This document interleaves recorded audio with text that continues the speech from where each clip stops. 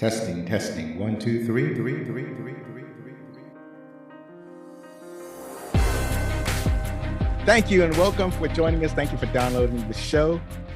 This is the Backflip Cinema Podcast. I'm your host, Zo, that's Z-O or Z-O if you're outside of the U.S. And we're here to talk about the movies of yesteryear. And this episode is sponsored by the Book of Lies podcast. It's episode 68. Thank you for downloading. As I said earlier, the reason we started this show. I'm sorry, go ahead. I can't believe we missed episode 69 by one. So close. Right. It would have been really on brand for us. Yeah. Right. The reason we started this show was to strengthen the bond between my son, Zach, and me, Zoe. We watched movies that I love when I was growing up in the 70s, 80s, and early 90s. And I'm going to tell you what Zach thought about these classic movies that we just watched. If you like this show, then rate and review us on Apple Podcasts, Spotify, or podchaser.com, or your favorite podcast app. Finally, please follow us on Instagram, Twitter, and Facebook. You can find the details in the show notes. And now, as you can see, I have guests. I am pleased to announce that at the last minute, this fine gentleman had agreed to join me on my Rink-a-Dink show. And I'm so grateful they decided to come. So who I'm about to introduce to you are two of the hosts of the Green Shirt podcast. May I present to you John Bowles and Cameron Harrison. Welcome. Thank you for joining me. I appreciate you so much. Permission to come aboard, sir? Absolutely. Permission granted. Nice. Absolutely. With you sitting there in your Commander Gold, looking great, ready to run this ship. We're ready to be here with you, Zoe. Yes. I mean, even this shirt is loaded with trivia. So thanks, John. I really appreciate that. So normally I have this big boisterous introduction for the people that I interview. And my introduction for you was a little thin, and I apologize because for one thing, this is last minute and I hadn't had a chance to study up on you guys. And the second reason is because it's just that reason. This is a cold interview. I know very little. I just found out that you guys are white. Just found out just now. Wait, what? I'm just finding out. Right. I mean, who has heard of white guys running a podcast before? That is a Star Trek podcast. I know, right? Yeah, a Star Trek podcast. So so let me jump into it. Let me ask you guys some questions. So all of my questions, my audience knows, is going to be totally obvious and probably repetitive because I have no interview skills. I'm just spitting stuff out and hoping something works, right? So we'll see. For the both of you guys, it is my understanding that it is Cameron who has never seen Star Trek: The Next Generation. So the purpose of your podcast is basically to rewatch or to watch for the first time Star Trek: The Next Generation and then talk to it with the rest of your crew, your co-hosts. So how did that come about? Yeah, I mean, that's right. I'm the titular green shirt. And I grew up on these Star Trek movies. We're about to talk about the original crews. I'm very excited to talk about my first Star Trek love on a podcast. But somehow, I just never watched The Next Generation growing up. And I soon realized that was a giant Enterprise shaped hole in my geek knowledge. I'm really into filmmaking. That's kind of my passion. But after having kids, I realized I was just not going to have much time for that anymore. But I still needed some sort of creative outlet. And so me and a friend were like, well, we should do a podcast. That seems to be a thing people are doing these days. I think that will take less time than filmmaking. This was before I realized, how very detailed I can get about the editing of the podcasts. But so I had started watching The Next Generation on Netflix out of a whim and started posing questions on my Facebook account, which seemed to just get a lot of attention. I realized how many people my age had grown up with the show and had opinions on it. And so I was like, well, maybe we should turn that into a podcast. That sounds like something people might listen to. And 4 years later, here we are in the middle of season 5 and going strong. Yeah, that's pretty awesome. And I wasn't there in the beginning. I was a guest originally, and then after left my last job during the pandemic and had a lot more regular schedule and regular free time. So there's like drag racing going on outside right now,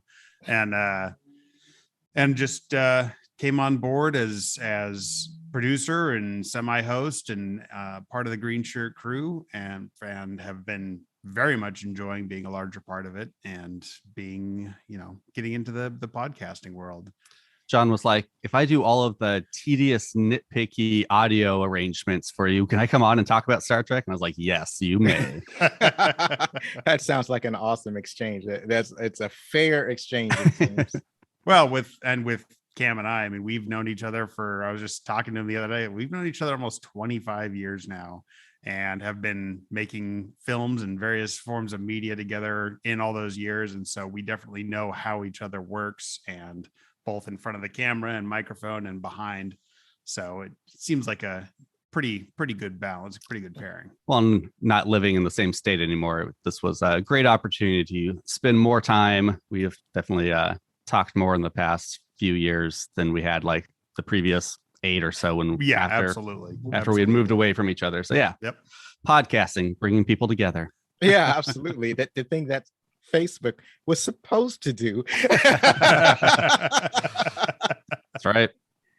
So John, I take it that you are more familiar with the Next Generation. I am. I grew up watching it as it was airing, and then pretty much anytime I've got a TV on, if Next Generation is on a channel somewhere, I'll usually flip to that and just have it on in the background. I believe there's only one episode I've never seen, which we'll be getting to in season 6. And other than that, it is my Trek. I like these movies, these original movies we're about to discuss. I really didn't grow up watching them. I do remember I saw The Voyage Home in the theaters and Undiscovered Country. I've never seen the original motion picture. I've never seen Star Trek 5. I've seen Wrath of Khan once before I rewatched it for this discussion, and that was before I met Cam, was the last time I saw it. And so Next Generation really is, my first Trek. Right. Is that the same for you, Cameron? Well, I mean, like I said, these original movies were what I grew up on, and a little bit of the show. I remember watching the original series with my mom and aunt occasionally, but it's pretty sporadic. It was these movies, it was this amazing red blazoned outfits, uniforms that really is the iconic look of Star Trek for me. I did not realize it had been so long since John had watched Wrath of Khan, so I'm excited to hear how it played for you. Yeah, right. Good discussion. So, Cameron, you said you rewatched the motion picture.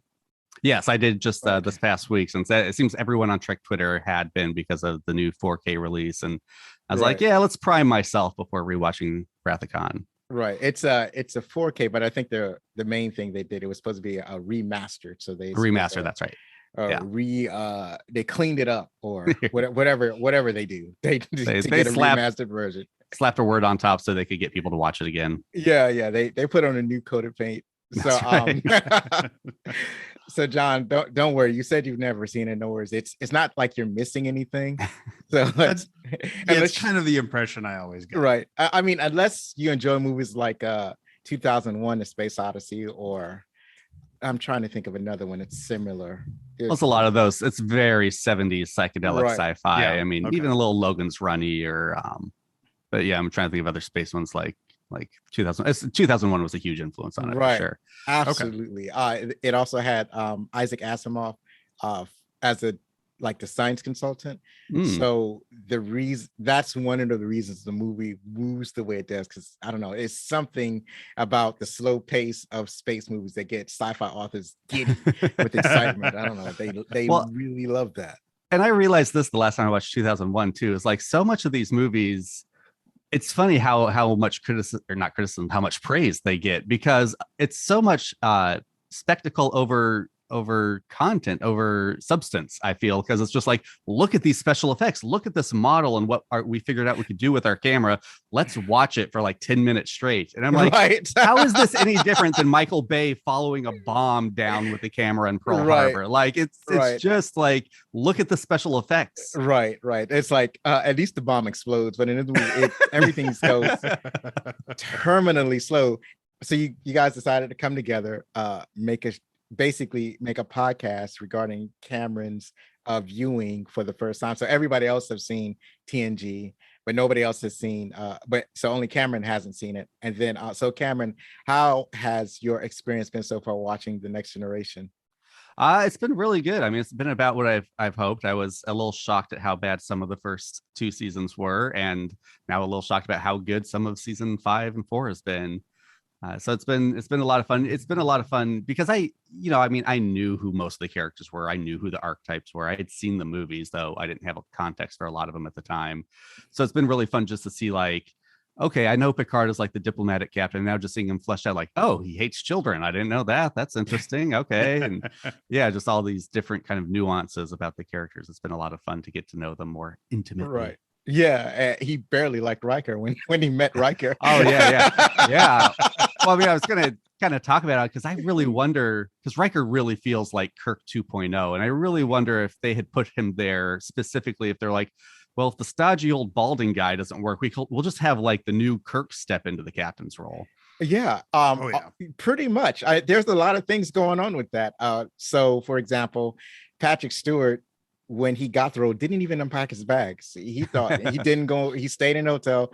He thought that maybe this show would last 1 season, or if that long, and then he would go back to, England, or maybe he would try a couple of other films in America or TV shows, and he would go back and do theater in England because it's like he was extremely doubtful. Roddenberry didn't like him. He didn't want a bald captain. He's ageist. No, I don't know. He's baldish, I guess. I don't know.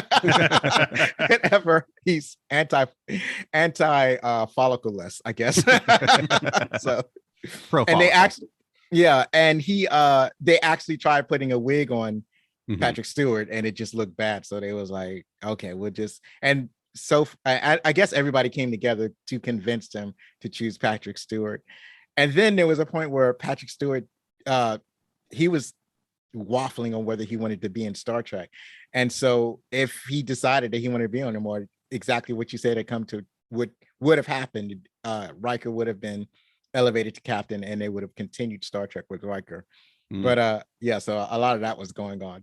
And there was something else. I don't know if you knew all of that already. I'm just spewing a little bit, but not all of it. Yeah. Right. So it's, I mean, you sound pretty knowledgeable about Star Trek. What's your Star Trek story, Zoe? Oh, I started all the way back in the beginning. Yeah. But so by the time I started watching Star Trek, it was already in reruns because the series had ended well before. Well, none of us are that old. Yeah. Right. I made a note at one point. Khan was born before us. Right. It's kind of like a weird data point.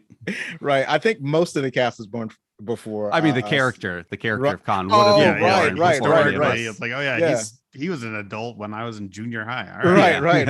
And at that point, trying to take over the world. Yeah, that's right. Yeah. So there was my first episode where I really fell in love with the series is Miri. So I'm actually with my family getting ready to go to the pool, and pool was like, and this is like in North Carolina. So and the pool was a huge privilege. So we're all excited going to the pool, and the TV happened to be on Star Trek, and it was just the beginning of the episode. You know how in the original Trek, the story kind of began with a mystery. Like it would start off in the episode with like go into whatever the story was, and then they would ask a question, and the next thing you know, it was commercial, right? So it would get to they would play that tone, right? And then one of the characters like Kirk would ask, how could this have happened? And then you go into commercial, and I wanted to know what happens. Like, why is that little girl there? Why is that little girl like 1,000 years old? I needed to know the answer to that, but then I had to go to the pool, right? So that's when I got hooked on Star Trek. I got hooked on the episode that I couldn't even finish watching. So, and that's awesome. And I've been watching reruns of Star Trek ever since, and learning about the trivia. Like like I mentioned that this shirt is full of trivia, so as you can see, it's Command Gold, but that wasn't intended. Like the shirts Oh. that they worn, like the name of your show is Green Shirt. Mhm. That was what the shirt was supposed to be. That the shirt was actually green that Command wore. But because of the technology of the day, when you watch it through a television or through a monitor, it looked gold. So so everybody but thought that it was gold when it's actually green. Mhm. And then if you look on some of the other episodes, Kirk wears a green tunic, which the camera could capture. And that because that's what it was intended to be all along. But you never see it now. So by the time the Next Generation came around, they figured that, well, since everybody think it's green, since everybody thinks it's gold, we'll just stay gold. It'll just be gold from now on. It'll be like drawn. I watched Space Seed because I hadn't even seen that before. Oh, nice. We discussed this. So I watched that last night, and yeah, I was like, oh, Kirk is obviously green compared to everybody else. Like, I don't know what remaster they did on the original series on Paramount, but it I was like, well, there's the green. Now I see it. Also, the cool like multicolor fridge magnet decorations for the I don't know, sort of probably military commendation type thing. Like, man, this is some cool stuff they put on there. On his little dinner jacket tunic with right. It's there's one thing that it's funny that you say military decorations, because that was one of the things that Roddenberry wanted to get away from. But in the original show, there's a lot of military stuff in there, right? It's all over the place. Right. So it's hard to get away from. That was one of the things he complained about in Star Trek 2, is he felt that it was getting too militaristic. It was too much of it. So the director tried to peel some of it back, but not all of it. I was gonna say, because they did not pull too much. Right. Oh, yeah. That was one of my notes. Like, wow, they're doing like a lot of full-on military. Right. Well, in our show, a lot of the time we're discussing like, how military is this, and like it seems like the creators going forward like have also struggled with like, what do we keep, what do we try to shift back to the original vision. Right. Yeah. So one of the main things that disturbed Roddenberry was the salute. They were going to have the saluting of the higher officers. I don't think it has ever been shown in any of the previous versions of Star Trek, an officer rendering a salute. So that was the one thing that Nicholas cut. But everything else, like the blowing the whistle, and basically the feel of the show still feels very much like a military show. Even the characters refer to Starfleet as a military. So, and even in the Next Generation, there's a lot of that. And one of the things that's curious is that they refer to Savick as Mr. Savick, or a lot of the female officers refer to as Sir, because at the time, the Navy didn't know how to deal with female officers. Actually, none of the military did. It's like, how do we address them? Address them as you would address the men. And that was their way of basically addressing equality, right? They didn't want to, I don't think that there to be like a kind of division between men and women, like a man is better than a woman or something like that. So if everybody is addressed exactly the same, that would kind of, I guess they felt they would add to unit cohesion. Yeah, I mean, that's good in principle until like the term you use is the patriarchal term.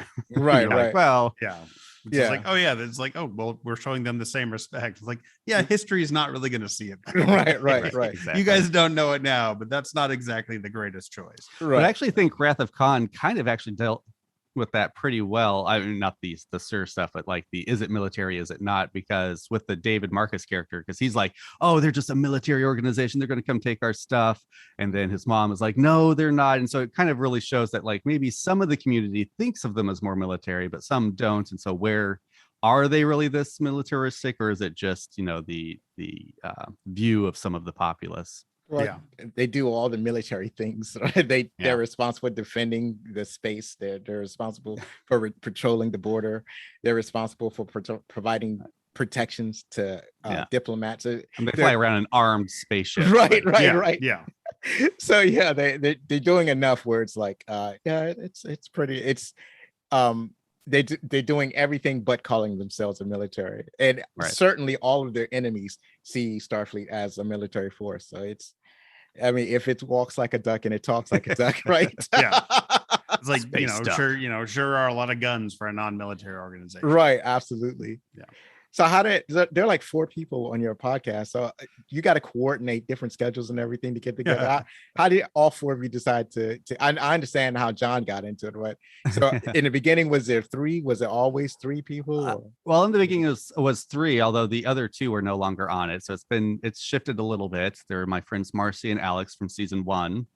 After one season, Alex felt he had relived enough Star Trek and decided to move on. So we brought on our friend Rob, who like Alex had kind of watched it as a kid but hadn't watched it very much recently, so he was kind of reliving it.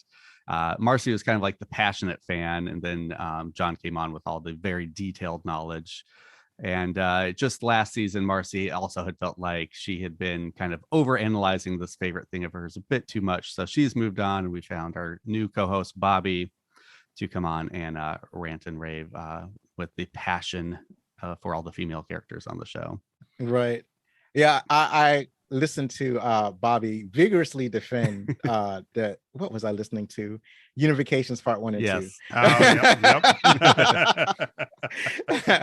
Yep. So, and I've never overanalyzed any of the episodes. I haven't ever watched them with a critical eye. So, like, I'm with Bobby when it comes to unification. I was like, It's yeah, It's yeah, fun. exactly, because I grew up watching Star Trek, their original series. So I'm the same way. Just seeing, so because also because there's not a lot of internet, or a lot of times if you wanted the extra information, you'll have to actually buy magazines or look for newspaper articles. So when I saw Spock on screen, it was a total shock for me. I was completely unexpecting it, so I was super delighted. That's cool. That's Right. cool. It's amazing to be able to watch something and not know it. For the same reason, Star Trek 2, there was Spock's death, and apparently everybody knew it but me. Yeah, right. It totally caught me off guard. Did not know that was going to happen. Yeah. And same reason as like Patrick Stewart is like Leonard Nimoy. He's always kind of iffy on whether or not he's going to be in one of these movies. It was the same way in the motion picture where they didn't know he was going to be in there. He was kind of wishy-washy and wanting to be in the movie. Same, but following this movie, he was pretty much all in. But it was just because they let him direct some of the next ones. I think that was right. That was it. They allowed him direct. I don't know about 3, but 4. That was his movie, and that was one of the best ones. And I don't remember who directed the Undiscovered Country, but Nicholas Meyer again. Yeah, I was going to say, I came thought it back was for the it. same guy as this, yeah. And then whoever directed Star Trek 5. Oh, that wouldn't have been Shatner, would it? That is Shatner. Yeah, I was absolutely. going to say Shatner. Like, here you go. The poor guy, because I don't know whose fault Star Trek 5 is, because it's a really good first 2/3 of a movie, and then it just falls apart in the third act. And I don't know if that's his fault. I think that was more producers and writers, because I'll stand by his directing for the first half of that film. He hadn't directed anything else since, so No. You're only as good as your last movie. Right. If your last movie was Star Trek 5. Right. I think that was probably his first movie, so maybe first and last. Maybe he directed a couple of episodes of TJ Hooker. I don't know. Maybe. Yeah. Did they ever make a show out of Tech War? Maybe he did some of those. I think they did, didn't they? I don't know if he directed any, but that was all of his. He wrote the books. He produced the series. So yeah. I actually like those. I've read a bunch of Tech War books. Yes, yeah. They were sort of my first intro into, along with the those manly man novels from like the 70s and 80s where you got 400 books in the same series and it's the same plot line page by page. The Mac Bolan books. Yeah. I was like, Tech War was sort of my first airport novel, type books. Like, oh, I can just read this and I don't have to give a crap what happened or remember it. Right. So what other types so we talked about Star Trek or related Star Trek stories. What other types of science fiction are you guys into? Well, I mean, I'm a big Star Wars guy, 100%. So there's that. Right. There's plenty to say about that, but I don't want to scare away all the Trekkies who've tuned into this. I was gonna say, like, there's very little sci-fi I don't like. Right. I do enjoy Star Wars. I enjoy more modern, slow sci-fi. I'll sit down and watch Moon. I'll watch the remake of Solaris. Like, yeah, I like high speed sci-fi. I really love The Expanse. I have read them all, and I finally watched the whole series, and I think it might be one of the best, most skillful adaptations from really good books into really good TV that I've seen possibly ever. Impressive enough that they took one of my most hated characters in a long time and actually made him kind of sympathetic in the TV series in a way that worked really well. I was like, all right, that was very well done. And yeah, I've The Expanse, I think, has been my latest real sci-fi, got its hooks in me. So Right. Mhm. I have to confess, I haven't watched much of The Expanse. I haven't seen an episode for so long. I feel like I have to start over because I started. It is, I would say, if you, because I think it's done, or at least for now it's done, because it works for them to put it on pause for a long time based on how the books are written too. It almost is better to binge it. Like, Right. I'm glad I waited and just binged my way through it, because it's just one big story. Like, Right.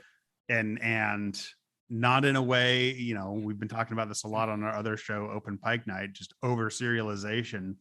It's not really just, they strike a fine balance between heavily serialized, like this story is going on for, some stories last 3 dang seasons.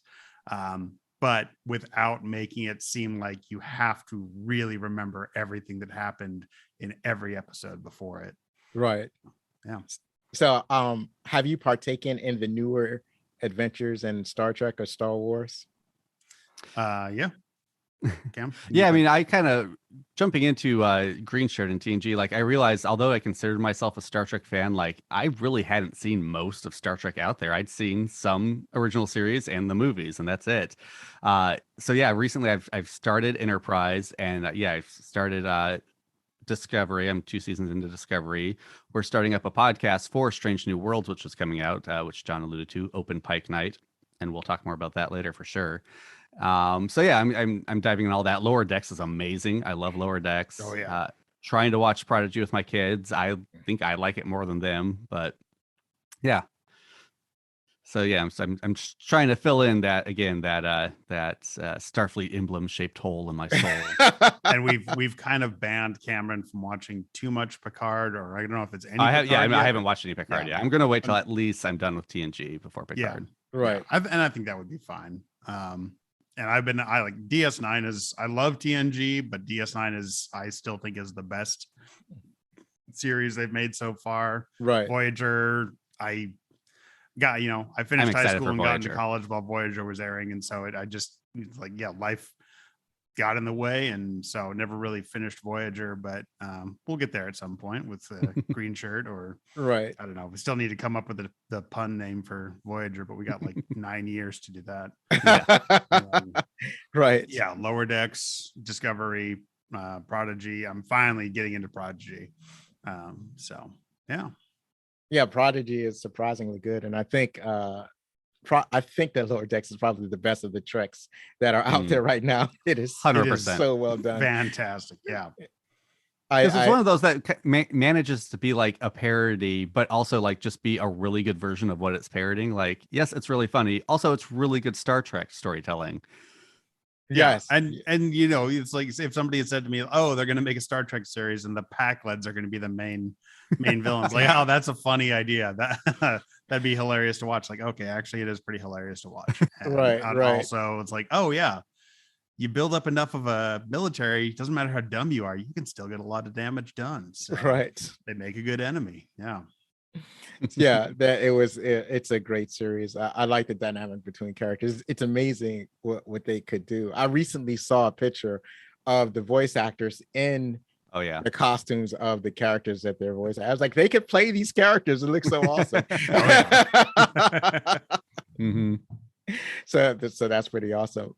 Yeah. So and Zoe, I do want to say I listened to a few of your episodes just to, I like to know sort of what the podcast is like when I'm going to guest on something. I very much enjoyed the conversation with you and DJ Benjamin and Tatiana for Planet of the Apes. That was that was a fantastic discussion. Like I was at work listening to that. I'm like, I got to stop because I keep laughing out loud just randomly while I'm working on these machines here. So Yeah, they are amazing. They're the hosts of they have a podcast that talks about just Marvel movies, and it's on the For All Nerds feed. So they have the podcast is For All Nerds, and also on the For All Nerds feed, there are episodes of Views from the 616 where they talk about Marvel movies. And you're right, they are extremely entertaining. They're funny, they're brilliant.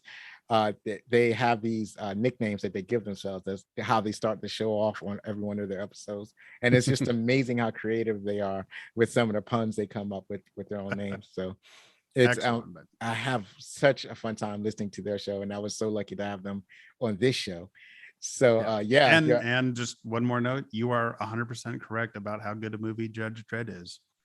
Thank you. Love that movie. It's a good movie. Yeah. It's a very good movie. I think it's only good for people who are not that invested in the character. Like if you're if you collect a bunch of Judge Dredd comic and you super love the character and everything in the character has to be exactly the same in any live action version, then the movie with Sylvester Stallone completely throws all of that away. I think there was like a small discussion of his helmet, and I guess the director was like, no, we're not doing that. Right? No director would. Well, don't ever show our main star's face. Yeah. Right, we got Sylvester Stallone. He's gonna have his face covered up the entire time. That's blasphemy. That people are paying to see him. And it's like on the original artwork, you see Judge Dredd with his helmet, but on the subsequent DVD releases, you don't see the helmet. It's just Sylvester, with his face out, doing, buy this one, buy this. You like me, don't you? I'm in a 2-pack with Daylight. That's right. Another unappreciated Sylvester Stallone movie. Right. Buy us both. I was like, yes, I would absolutely buy that if I walked by it at Walmart. Right. Gimme. So, wow. Like I said, thank you so much for bringing your presence to the show. I really appreciate you. So do you have any social media websites or social media handles that you want to plug? Sure. Yeah. You can always follow us at Twitter at GreenShirt87. Green Shirt Podcast will find us on Facebook. And Green Shirt Podcast will find us on Instagram. And at Open Pike for Open Pike Night is on Twitter. And I'm personally on there at John T. Bolds. Awesome. Yes. So before I go, I should have asked you, what is Open Pike? Or is it called Open Pike Night or Open Pike? I'll let John take this one. Yeah, Open Pike Night is a collaboration between Green Shirt and Sudden But Inevitable podcasts. And we decided the main conceit is that we'll be examining Strange New Worlds as it comes out week by week. But we decided we wanted to make it more community focused. So it is a open mic night themed podcast. So as each Strange New Worlds episode airs, we will put out calls to action on Twitter, asking for people to record audio clips and send them in to us, 90 seconds or less, just to give us different voices that we get to hear. And Cam and Jesse don't get to hear them before we play them. So as we record, I'm the only person who has heard them and curated them a little bit. And then we let that lead our discussion each week. And so we've done a couple episodes so far, focusing on the teaser trailer and then the full trailer and the character teasers that they put out. And so we're just gearing up to do our summer of shows as those 10 episodes air starting May 5th. Oh, that sounds amazing. I think I'll need to listen to that one too. I hope you contribute. Yeah, I hope you contribute. Absolutely. Yeah, Sure. We weren't sure quite how it would work, but man, it's really fun just to be like, hey, 10 people sent us their thoughts and we get to hear all these different voices. Again, going back to our joke at the beginning, it's like, it's not just 3 white dudes sitting around talking with microphones like most podcasts. Right. So that show is something that I'm really excited. They're saying it's not going to be like an overarching narrative. It's going to be like episodic, like the original series. So I'm excited to see how they're going to do that. And also the reason this show is going to be different, it's going to be set back in the TNG era. It's going to look more like, not TNG, but the original era. Yeah. From the TV show, like Discovery was supposed to be, but strangely was not. And so because it's going to look more like the original show. I think it'll be overall a better show. So I'm super excited to see what they bring to the table. And I'm surprised that there's so much Star Trek related television series. I can't much believe right now. Right. I can't believe they're getting away with it. Right. It's like so much Trek coming out. Yeah. We can do this. You mean nobody's going to stop us? Like, no, absolutely not. Nobody's going to stop you. We're going to be able to prop up our entire streaming service on this. All right. Right. Yeah. It seems like it. Right. That and Halo, apparently. So Yeah. I would like to see them make the bold choice to, I don't know, it'd be cool to see a season of TV that was like 26 episodes long, some crazy idea like that. Right. But I also understand they're putting so much production value into each one of these episodes that, yeah. Right. Absolutely. They're not, they're trying to work smarter, not harder. So I appreciate that. Yeah. As someone with young kids who just not have a lot of time to watch TV, I also very much appreciate that. Right. Give me a strong 6-episode arc. That's all I need. Yeah. Right. Like we used to say, like, hey, the British kind of have the right idea with these short seasons or series, as they like to call them. Like, oh yeah, we kind of adopted that with streaming. Right. So yeah.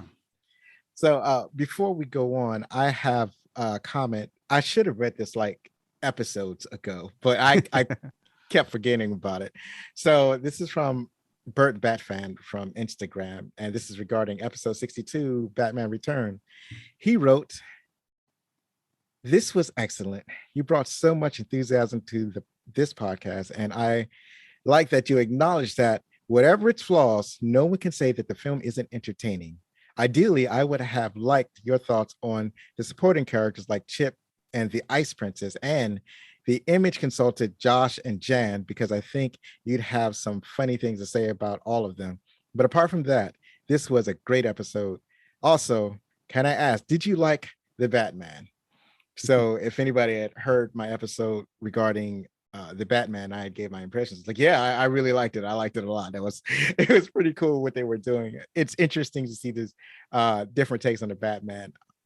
I can understand people are probably getting Batman fatigue, and I'm with them. But at least if they're going to do the Batman yet again, at least it was well done. I thought it was well done, and I truly enjoyed it. I'm eager to watch it again to see the things that I missed the first time that I watched it in the theater. But yeah, it was a good movie, and the theater was filled. How'd you guys think of that? I haven't seen it yet. Again, young kids. I really wanted to get out to the theater for the Batman because, I've heard nothing but positive things about it. And Matt Reeves has not made a bad movie.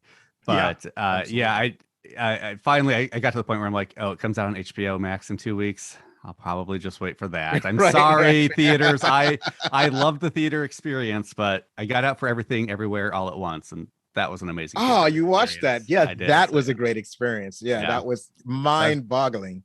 That was probably my get out to the theater movie for the month. So Batman, I'll watch at home here. I think Monday and tomorrow. Yeah. Right.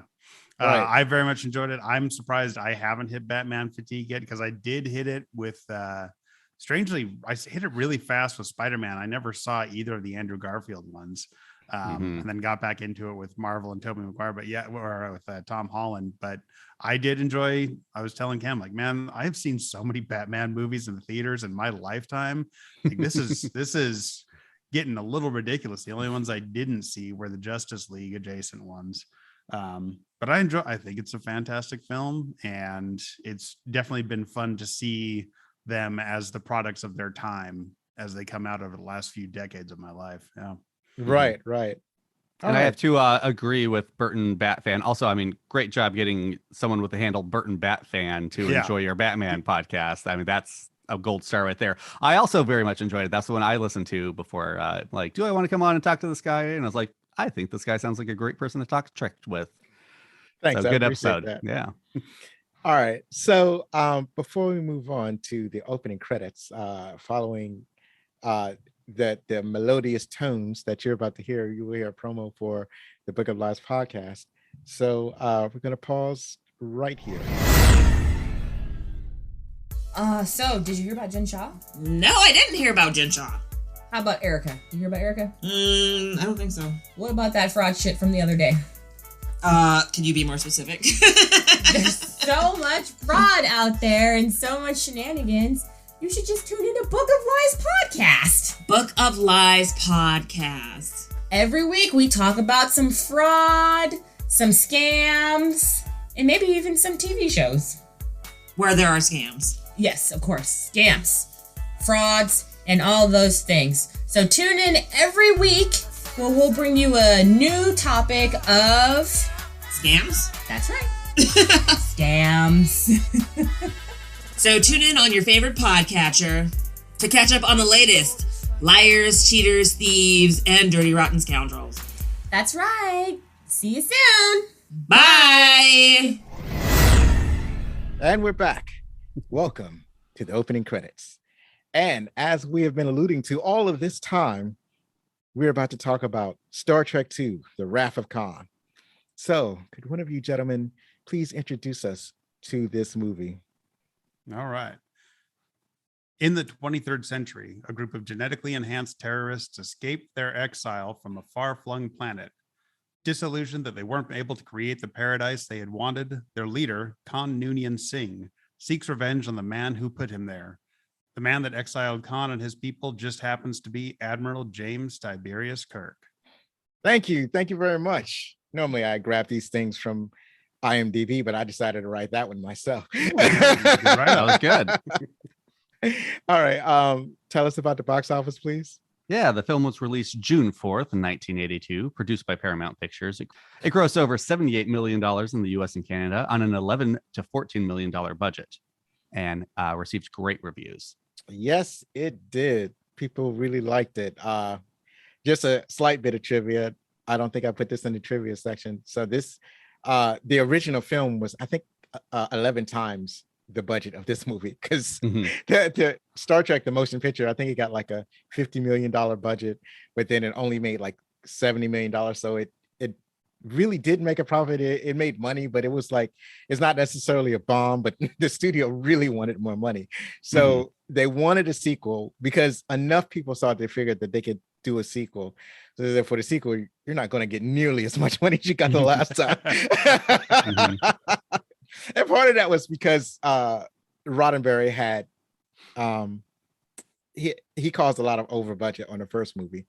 The first movie was way over budget, and it was I think it was over time, late. What do you call? I forgot the words you're supposed to use, but it wasn't. He was never on schedule, and he spent too much money. So they in order to make the sequel, they had to take him off as producer. They gave this the filmmakers much less money, but they did extremely well what they got. They did a phenomenal job. Well, I was reading about this. One story I liked was the producer they brought on. They were interviewing him, and one of the questions was like, "Can you make this for less than 45 million effing dollars?" And he was like, "Where I come from, we make 5 movies for that much." Right. So he got the job, and yeah, it's just incredible that this movie came out as good as it did, because they fired the creator and basically kind of like just sidelined him. Didn't fire him, but like promoted him to executive producer. Well, no, it was a consulting producer. Right, yeah. They're like, we'll listen to you. We have to listen to you, but we don't actually have to do what you say. Right. So they do that and enjoy it. Yeah. A lot of the people involved never watched Star Trek. Nicholas Meyer, the director, didn't. This Bennett guy didn't. He never watched Star Trek. Again, like very constrained on budgets. Like the producers were very concerned about like just get it under the budget. Doesn't matter about a good story. Get it under budget. And then things were getting leaked and the fans were getting mad and the studio was changing things last minute about the ending. And like you hear these stories and you're like, no way is that a good movie. No way did all of that come together to create a good, oh shoot, this was a really good movie. Yeah. One of the things that they did, they reused a lot of shots from the previous movie. Yes. So that'll do it. Especially I definitely noticed that having watched them back to back. Right. I didn't know. I watched the video and they showed a few of the scenes that they had reused. So they're mostly the space scenes where you would require special effects. So they reused a lot of those scenes. And I'm fine with all of them. The only one that really I bump on is the one where like it's the same guy waving at them as they leave the space time. I'm like, what, has that guy been out there for the past 3 years? Like, is it just his job to wave to the Star Enterprise every time it leaves? Apparently so. At the beginning of Generations, he's like there in a wheelchair, going back to watch the Enterprise B fly out too. That's right. Yeah. So that was one of the techniques. Another thing that they wanted to do was they wanted to. It seemed like every book of that or every movie of the era needed to have a novel tie-in. Then usually the novel would come out before the movie, but they didn't want the novel to give away the ending. So they proposed to have multiple endings, at least 2 endings at the novel, so that the audience couldn't guess what the movie was going to be. But in the end, they decided to just put out the book with the original ending. So people were going to know what happens to Spock if they read the novel by the time the movie comes out. But it didn't ruin it, right? At least not for me, because I didn't read the novel, and what was I? I was like, I don't know, 12. So it's like no such thing as the internet, and it's like I didn't read magazines and newspapers like that. So no, like I said, everything in the movie took me by surprise. Yeah, I was kind of surprised to read that like fans were finding out, like the script was getting leaked and fans were finding out about the plot points, because I didn't think that was happening back in the early 80s. Oh yeah. But I guess in certain circles. I do like that Nicholas Meyer, because the word of Spock's death got out and fans were not liking it. So in his draft, Nicholas Meyer was like, well, we'll just kill him off for fake in the beginning of the movie, and then everyone will think that's what they heard, and then they'll be surprised when he actually does die at the end. Oh yeah, that works. That works. That's a smart move. Yeah. And then you're just bookending the movie. I love that aspect of this movie, is that it's bookended by Spock's deaths. Right. That's a nice little symmetry. Another way of looking at it is they were foreshadowing his death, but kind of foreshadowing everybody's death, but then his in particular. I know it's just fun to watch the movie, and like your entire cast gets killed off in the first 5 minutes. You're like, wait, what's happening? It's a good opening. It's a great opening. That it worked in the Suicide Squad, except nobody came back to life. Right.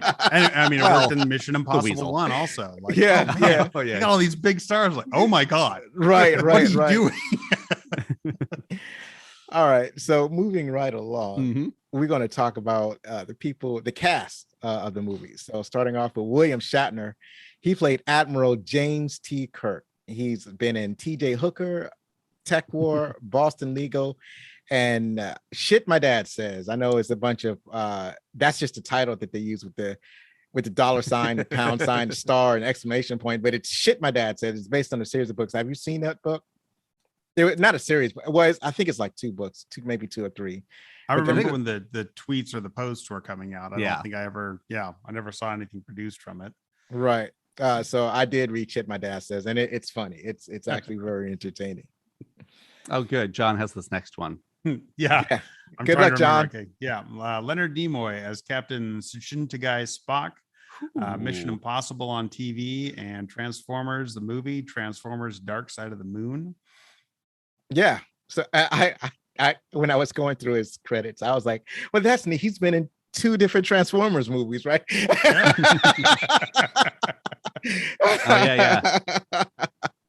And we're talking like the original 80s Transformers movie, right? He was in one, and then one of the new ones too. Right. Yeah.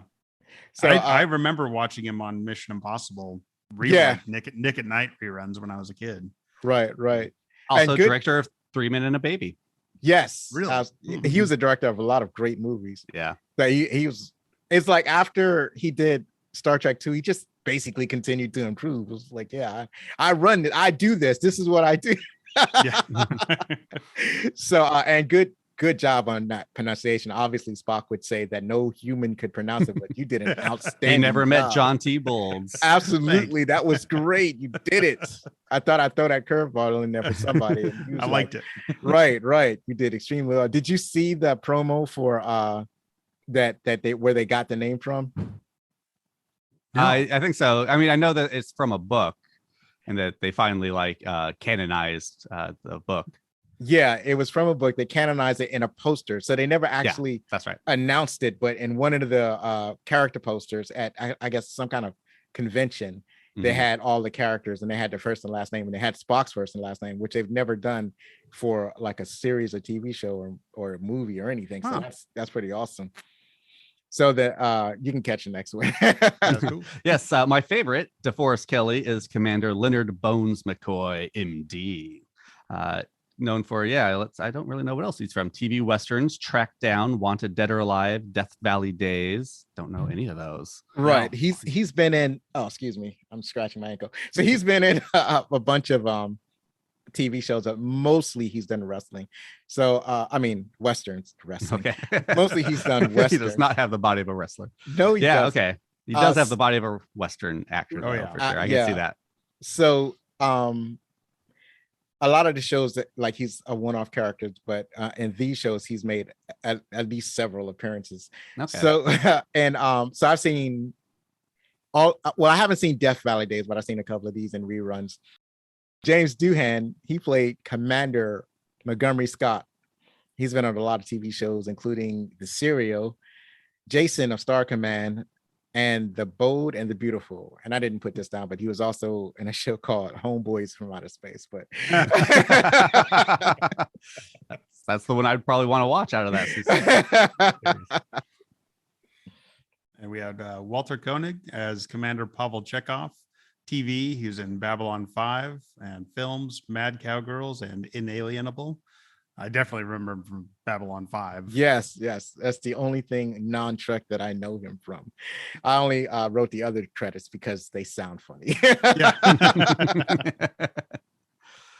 George Takei played Commander Hikaru Sulu, and he's known from TV shows Hit Monkey, The Terror, and Heroes. Yep. Yes. He's pretty good in Heroes.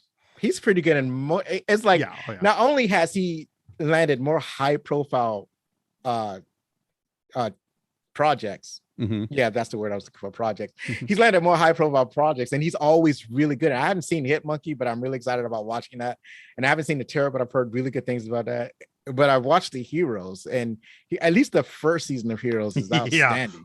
Yeah. Yeah. Season one's good. And then it was like, whoa, how did they fall What so did far? you guys What- do? Yeah. He was also in Man. the Clone Wars, so one of the few Star Wars and Star Trek veterans. Yes. So I think he's a voice actor for one of the characters. Mm-hmm.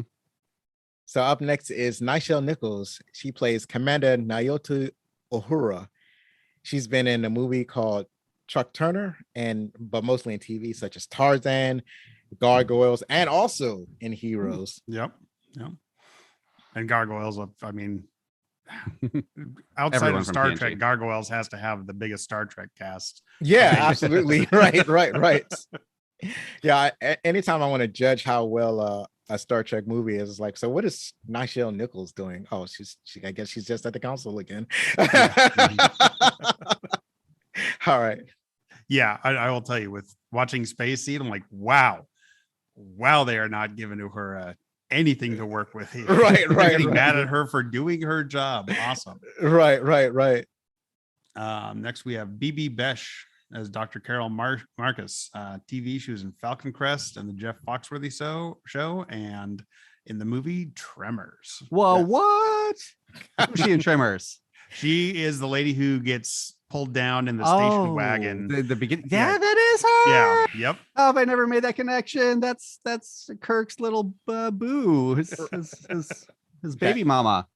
Right.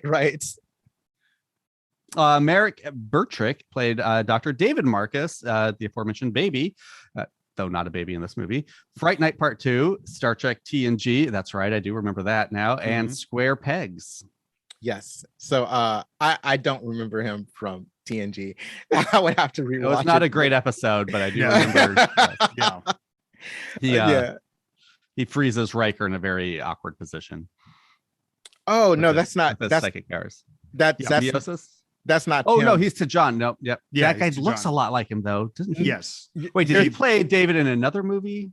I think both Davids wound up being in TNG, right? I think so, because Yes. he was in Okay. both Davids did, and I mean he was in a ton of stuff because he died in '89. So Okay. he crammed in a bunch of acting credits before he passed away. Right. He did do. They were both in the series, but not in the same episode. But I know who you're talking about. The guy that froze Riker. Okay. Yeah. So up next is Paul Winfield. He played Captain Clark Terrell. He's been in Cliffhanger, Mars Attacks, The Terminator, and a bunch of Oh, other man. shows and TV shows and movies. So much stuff. Like, I don't know if anybody else besides me ever saw the miniseries White Dwarf. With him Yes, and I Neil saw it. Yes. I loved him in that. Like, Yes. man. Yeah. Yeah. He's Now go ahead. fantastic. He's just, yeah. Well, and I- of course, he was in TNG in Darmok playing the Yep. Yes. captain, Yes. exactly. Dathor, Yeah, Day- one of the what's most his name? important Dathon. TNG episodes. Yeah. Exactly. Right. Somebody and somebody else at Talagra, and also Yes. wait a minute, they had one of those characters on Lower Decks. He was a lieutenant, yeah. and he had to switch between English and his own language because sometimes he would slip up. So, And they do a good job with not making it just the same joke again and again. right. Yeah. So he's also I remember Paul Winfield from two specific things. One was he played Martin Luther King in I think it was a TV movie about the life of Martin Luther King. So that was impactful. And then the other thing he's been in, I'm sure you've heard of, City Confidential. No, oh my I'm goodness. so sorry. I'll see myself No, out. It's fine. It's absolutely fine that you hadn't heard of it. I'm just City Confidential? surprised. So City don't know. Confidential is a true crime show. So basically it starts off them doing a profile of the city. So anybody who's like really into true crime, they probably heard of this podcast. And I'm sorry, I'm rubbing my nose all the time. I promise it's not cocaine. It's it's like I'm getting old, and it's like when you start getting old, your hairs in your nose grow out of control, and it's just irritating me. I was like, oh my god, I gotta wipe my nose again. But anyway, They should have given Kirk that tick in this movie. yeah. There you go. Yeah. So Paul Winfield, he was a narrator of City Confidential, and the way he narrates it, it's like he's had a couple of glasses of tequila, and then he starts reading his lines. So Hell yeah. So it's a Wait, Paul Winfield and Keith David narrated that show. Man, that's Ooh. on. Keith David did. Yeah, they got them both listed as. Oh, narrators. that's right. That's Keith awesome. David. That's because Paul Winfield had passed away, so they had to replace him. So Keith David came on. I remember when Keith David came. You're right. Yes. So yeah. So Paul, they would do a profile of the city, and then they would talk about like a spectacular murder that happened in the city. Okay. So yeah, that was a great show. I used to love that show. Oh. So that's Paul Winfield. Bunch of stuff. So who's next? Next, we have introducing Kirstie Alley as Lieutenant Savick. Obviously from Cheers, Drop Dead Gorgeous, Look Who's Talking, and Village of the Damned. Yes, she's had a fine career. Oh yeah. Too bad that this is her only Star Trek movie, given what a huge Star Trek fan she was. But you know, dims the brakes. I think I got it. Remind me if I didn't write it in the trivia, if I have why Kirstie Alley didn't make subsequent appearances in the other Star Trek movies. Yeah, I think I've heard, but I've forgotten, so I'll be interested to relearn that. And Yeah. of course, we cannot forget Ricardo Montalban as Khan Noonien Singh. You may remember him from The Naked Gun, from The Files of Police Squad, Conquest of the Planet of the Apes, Spy Kids 2, Island of Lost Dreams, and then what was he filming during this? Fantasy Island? Yes, Island, Fantasy Island. That was his jam. That's it. If you don't know him from anything else, you would know him from Fantasy Island. That was my jam. I think I was watching every episode. And here's the thing: when I first, wanted to watch this movie, I'm in the midst of watching Star Trek episodes, so I ended up seeing this movie before I watched Space Seed. Yeah. So me too, I'm probably. watching this movie and I'm like, oh, it's the guy from Fantasy Island. So mean. What's wrong with him? Stop. You're supposed to be a nice guy, right? So yeah, that was my shock. So what did you think? Well, I guess we'll tune in next episode when you say what you thought about seeing Christopher Lloyd as a Klingon. Oh in yeah. Star Trek 3. Yeah. Yes, Christopher. Actually, I did not know that was Christopher Lloyd. I didn't know the makeup was great. I didn't recognize him. The only thing I know, I realized it was Christopher Lloyd is when I forgot there was a comedian, Kevin Pollak. You guys know him? Oh yeah, yeah. Comedian, does a lot of impressions.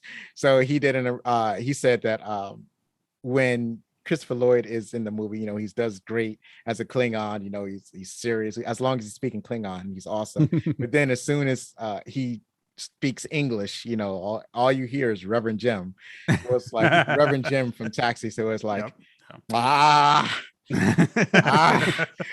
Admiral Kirk, you don't want to give me the Genesis device? Okie doke. So yeah, I love that. I love that movie, and I love that joke. And Christopher Lloyd is pretty awesome. He and William Shatner actually did a movie together recently. Oh, right. Yeah. So that's what they got together again, like for one last time. Yeah, I didn't even think of that when I saw that. Yeah. So this movie was directed by Nicholas Meyer. He also directed Time After Time, Volunteers, and Company Business. I'm not familiar with any of these movies, and I'm surprised that he didn't get more high profile. Yeah, I mean, time after time, I am. That's a pretty good one. That's. Mm-hmm.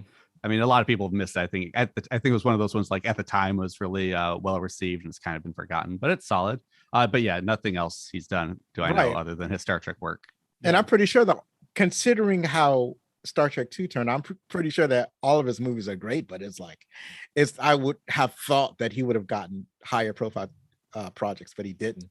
Mm-hmm. So who wrote this movie? This movie was written by Gene Roddenberry as creator, Harvey Bennett, the story writer, Jack B. Soward, story and screenplay, and Nicholas Myers did some uncredited punch-ups, it sounds like. Yeah, trick question. It was like 10 screenwriters and story writers on this There's movie. A lot. Yeah. But rules of how Hollywood works is that only 2 people can be credited as writer. So so officially it's Harvey Bennett and Jack B. Soward. That's why Nicholas Myers is uncredited. But Gene Roddenberry still gets story credit because he's the creator. But yeah, there were like 10 writers trying to take a crack at this movie, and there were different takes. Like they were going to, I think I forgot most of them. Well, Roddenberry apparently was a time travel to like stop the assassination of JFK, and I still I'm like, I don't know, I want to watch that one. Right. It had a bunch of different titles too. There was where actually like I said, I forgot most of it. But they were all wildly different. And basically what Nicholas Myers did is he looked at all of the scripts and he took what he loved from all of the scripts and basically made them into a story. So what I read is he actually asked everyone else, like, okay, what do you guys love? I mean, I want to make sure I get the job. Right, so I'm going to put in everything you love. Right. Yeah. He probably did it that way. Smart. But so they liked Khan. They liked him being deserted on a planet. They liked the Genesis device because the Genesis device was his own story and Khan was his own story. And so you got together, I guess, a writer's room, and they took these different ingredients and made into a tasty soup. and you can kind of tell, and it's like, yeah, not all these stories mesh together very well, but it's like it works. Yeah, a guy who's been abandoned on a desolated planet who wants to get something that can make a Eden. Yeah, okay, that makes sense as a MacGuffin for him. Yeah, this movie, if it doesn't always make logical sense, it always makes emotional sense. And Right. Yeah, there's a gigantic plot hole that I always talk about in this movie. So we'll get to that. So why don't you tell us who made the movie? The music. The music was by James Horner, who you can always tell. I love James Horner, but you can always tell it's him. He did The Magnificent Seven, Southpaw, Apocalypto. I'm going to just throw out one of my favorites, Willow. Yeah. He's did a lot. He's one of those composers who stay in business, like he just stay because he's so good. He was like, and the music for this movie was particularly good, right? It's like it stays with you. It stays with the action as the action is going. It's one of the most action packed of all the Star Trek movies until you get to like the later era. Because like I think after the success of this movie, and they kind of looked at Star Trek, the motion picture, was like, you know what, we're gonna fire our phases way more often now. Right? Oh yeah. Because not one time was one phaser ever fired in the motion picture, but in the subsequent movies, the phaser banks go until they run dry, and to the point where you get the new Star Trek with J.J. Abrams, where they don't get enough of light in action, right? Well, that's what I've always said too. Like the people who complain that the 2009 reboot and on were too action packed, like not Star Trek enough. I'm like, I don't think I feel the jump from the motion picture to Wrath of Khan is about the same distance as the jump from, Enterprise to 2009, like whatever the last Star Trek iteration was. Right. Yeah. Like they just took the same jump to modernize the sensibilities, and I was okay with it. Right. I love that movie. And it had enough of the, the cerebral, logical story type elements that you would find in a regular Star Trek episode. And they just punched it up with a lot of action. I thought it worked extremely well. Agreed. Well, what we don't want is another the motion picture. What we don't want Star Trek 5 either, but we want to stay away from both of those extremes. That's it for the opening credits. We did it. We went through all the actors. Yes. And we had fun talking about these. There's one major credit that hasn't been read, and we'll get into why one of the main actors from this movie wasn't mentioned in the opening credits. Somebody got fired over that. And so get into a little bit of announcements. Let's see, what didn't I read? So I hope you're enjoying the show. You can get t-shirts, hoodies, mugs, face mask jerseys, and more at our refurbished website, backlickcinema.com/shop. I can read. I can do this. You can check weekly for new designs and products. I'll leave the links at teespring.com and tpublic.com in case there's anything new there you want. From the old sites, you can go there, pick up the vintage designs, but at backlickcinema.com/shop, we got the new stuff. Okay, it's not that new. I promise I'm hard at work working at new designs. I'm one-man shop. I'm doing it. I am working on the design right at this moment. As I'm speaking, I'm going to go back. I promise new designs at the website. I'm not going to break my word this time. So, we'll be leaving Space Dock soon. Right. So I'm going to take a pause and then we'll be back.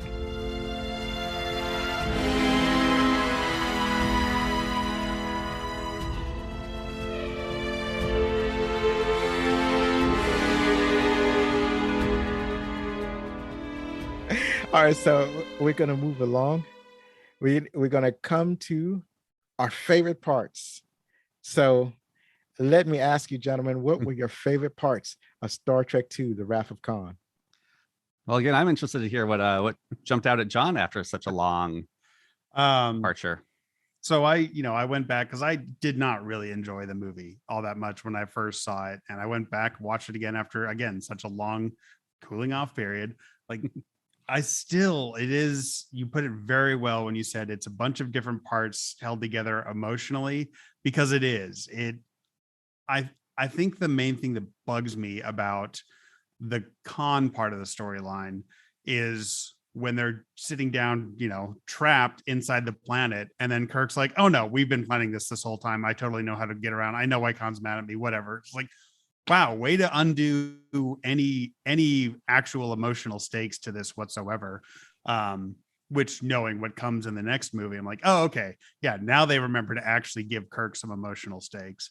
But I think it really is that it was one of the first examples I remember seeing of a major character dying, and also a setup for what was to come next. Because I don't know how long it took me to realize that 2, 3, and 4 really are a trilogy. Mm-hmm. They are because I didn't see 3 I didn't see 2 or 3 in the theaters. I just saw 4 and I loved it. Like, great. It's like, yeah, they're in a Klingon ship for some reason. It never occurred to my child brain to be like, why are they flying a Klingon ship? I don't quite know what's going on. It didn't matter. They were in San Francisco. It was the 80s. They were whales. Okay. But I do think that it just is like, oh, this feels like a mess. This is not Kirk's greatest foe, especially watching Space Seed. I'm like, they took care of that in like 90 minutes total on ship time. It wasn't like this big thing. And then it gets to the end and Spock saving the Enterprise. I'm like, oh yeah, because this part is fantastic and just delivers minute after minute after minute going through the very end of that film. Right. All right. I mean, just going back to like his plan when they were trapped inside the planet, it is one of those instances we talk about a lot on Green Shirt with Picard. We're like, is it just Starfleet like regulation that a captain never divulges his plan to his crew? Like, just tell the people around you that they're not trapped forever, Kirk. Like, tell them that there was a plan involved here. Yeah, that's true, and I think that's because it's part of the audience, and they do that Sure. in the actual military too. Where, Maybe. yeah, and in a situation where the crew is trapped in an asteroid, the commander would probably tell everybody, "It's like, don't worry, it's gonna be okay. I got us out of here." But everybody, biscuits, right? But everybody who he felt needed to know knew. Like, I think Bones knew, and I think Saavik was the only one that didn't know. The civilians didn't know because they don't need to know. Right, they're not members of his crew. So Saavik really was the only one who maybe should have known but didn't. So she, well, learning lesson. It's a learning lesson. Right. Yeah. And that's the thing too. I was like, man, these guys are being dicks to Saavik this whole time. Like, oh, it was part of their code. Okay, but still kind of being dicks this whole time. I think part of it was because Kirk was kind of embarrassed by Saavik because he wasn't following the rules, and she was trying to remind him, and then Spock was like, you don't have to remind him, he's an admiral. So that was one of the things that get me, because he made this crucial mistake in getting dozens of his crew members killed, and they were cadets, so they weren't trained for this type of action, right? So or they weren't ready. They may have been trained, but they weren't they definitely weren't ready. So there's like the ship gets hit, and you had crew member trainees running from their station when they should have stayed. And so like they're approaching the enemy, and they're approaching a Starfleet vessel that they can't communicate with. And Saavik was like, we should raise our shields because we don't know who that is. And Kirk was like, we'll be all right. It's peculiar though. It's strange, peculiar, but we'll be all right. Next thing you know, there's fire everywhere, right? Consoles exploding. Is this the first time consoles exploded in Star Trek? I wonder if Wrath of Khan started that trend. No. They exploded in the original series? Yes, in the original series all the time. Okay. Electrical problems is the only thing. All the time. Yeah. It's like, and that's where they get it. They all get it from the original series. And it's like consoles are exploding all the time. So yeah, it's a Star Trek trope. Right. Well, just again, they did it in the motion picture. They couldn't have anything explode in the motion picture, apparently. Right.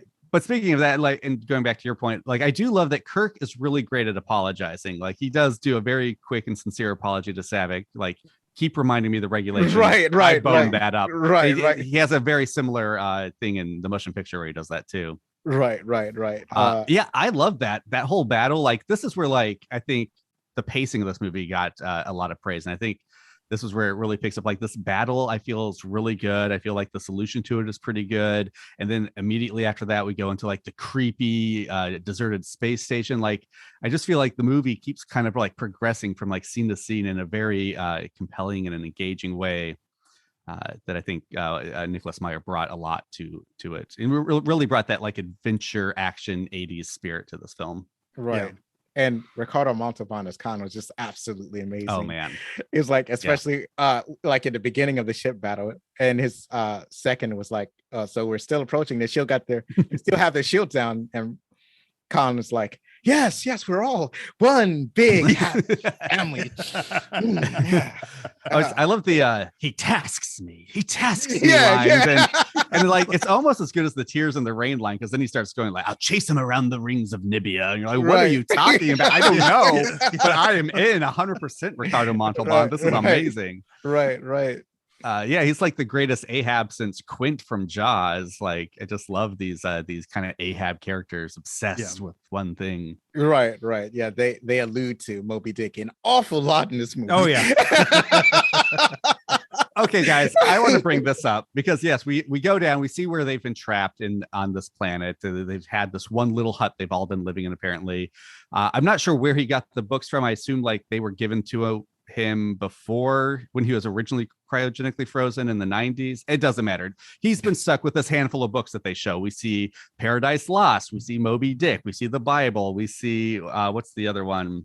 There's another one that of course fits in very much with this character, and it's like, okay, so the grief of losing his wife drove him to read these books, and they very much like specifically inspired like his character. Like, his quest for vengeance seems to have come directly from these books. Like his character's very one for one tied to these books that he was reading. So would this movie have been a very different movie if instead of those books, it had like, the Judy Blume's books, like Hello God, It's Me Margaret, or like the Dr. Seuss books, or The Joy of Cooking. Like this would have been an entirely different movie. Twilight series here. Yeah, right. if that's what he had poured his grief into instead of Moby Dick. Well, here's the thing. This is actually a sequel to Space Seed, the episode on the original series. So I made the mistake of forcing Zach to watch Space Seed before he watched this movie. He was not too pleased. He's like, I did not need the context. It's like, what the context? So he's like, I did not need the context. I played Kingdom Hearts. I don't need the context for this movie. Right. So he was kind of upset about that. It was Space Seed was funny. So to fill out Khan's character, he was born in the, I guess, 1980s or whatever. He was genetically built. Like that's why you see references in TNG and some of the later checks about what did they? I forgot what they call it. Eugenics wars. Yeah. Well, they reference the eugenics wars, but actually building a human being or making genetically superior human beings artificially is illegal in the Federation. I forgot the exact verbiage that they use, specifically because of people like Khan. So he's more like a test tube baby than he is a natural born baby. So you had hundreds of test tube babies go out and try to take over the world, and Khan was one of those people. So in Space Seed, they compare him to Napoleon or somebody like that, or a Russian czar or whatever. So you have hundreds of Napoleons or Hitlers trying to take over the world, and Khan was able to escape as their plan was failing. See, the problem was that you have a genetically superior human being with a genetically superior intellect. At the same time, they have a genetically superior ambition. So once they took over a significant portion of the world in the 1990s, I guess what we're living through right now, they fought among themselves, and the rest of the world was basically able to wrench the planet away from them. And so Khan was one of the ones that he escaped with some of his people. So he probably took some books like Moby Dick and Paradise Lost because that was his thing, because he's all about conquest. Something like Moby Dick would appeal to him. And he references Paradise Lost in the end of Space. Right. Yeah. He references that. So he's after his failed attempt to take over the Enterprise, Captain Kirk drops him off on a planet set to Alpha 5 and leaves him there. And Khan is upset in the sequel. He's like, man, he left me on that planet. He never came to visit to see how he was doing. Yeah. You're all the other planet exploded and stuff, and we were just stuck out here. You didn't even know we was here, man. That's so unfair. And then he says he remembers Chekhov. I don't think Chekhov was in that episode. No, because he wasn't even. He could have been there off screen. Like it's not. Yeah, he was way off screen. He's like, I remember. He was like, no, you don't. He's like, your name is Chekhov. How did you get that name? I wasn't even there. He read it on the crew roster as he was going over the technical specs of the Enterprise. I'm going to fix that plot hole for them. I do like Walter Koenig's his personal theory is like, oh well, at one point Khan had to go to the bathroom and he was waiting and finally Chekhov came out and he's like, I'm never going to forget your face. I'm like, are you Walter Koenig? Like perfect. That's awesome. I like that. So that's an excellent explanation. I'm going to go with that one. I think that, I try not to get too crazy technical with things. Like if you are big enough to build a Starfleet, you have telescopes that will tell you that you're on the wrong planet, because the other one exploded and there should be an asteroid belt that didn't used to be there. John, 100%. This makes no sense at all. This is definitely one of those, like, it makes emotional sense, I guess, because we have to have a reason why Starfleet went on the wrong planet. Yeah. But like, hey, they should probably just avoid the solar system at all costs. Like, just avoid SETI Alpha. Yeah. But yeah, like planets are just exploding all the time in Star Trek. Like, is this a thing that happens that planets just explode for some reason? No, it's not really common. There are not too many episodes where they explode. Only recently, like you have Vulcan exploded, and then Yeah. in Star Trek 4, Praxis, the moon exploded, but that was like a self-inflicted. Well, Kronos exploded, right? That was the Yep. big undiscovered country. Romulan. Did it? No, that was the Romulus explode. That was the Oh, moon. the moon. It was the moon. Yeah, that was 12 yeah. moons. And, Right. But yeah, The- but the that other- was the self-inflicted because they were mining the moon and then Right. they hit something and it exploded. So that was their like fault. planets do, They like would moons just- do. If they Yeah. would just left it alone, it would have been fine, right? Yeah, these moons are just full of TNT that you don't want to hit. It's Right, but you're Minecraft right. out there. What you call it? The Romulan homeworld that exploded, or Yep. the sun went supernova. So Yeah, that's right. Yeah.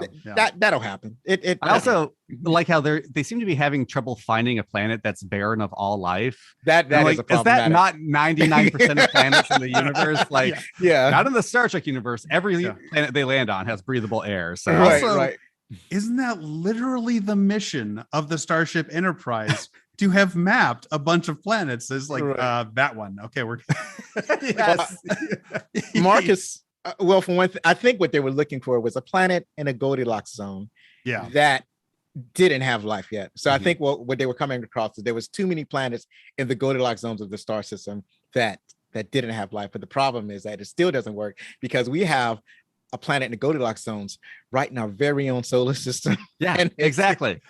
and that Just planet, shoot that at Mars. yeah, Yeah. that planet, like we couldn't do Mars because Mars doesn't have magnetic And, field. well, and Mars is And- populated. and- in- yeah, in the and it's Star Trek universe, populated, I think, right. Yeah. Yeah, and it's populated, so that would be problematic.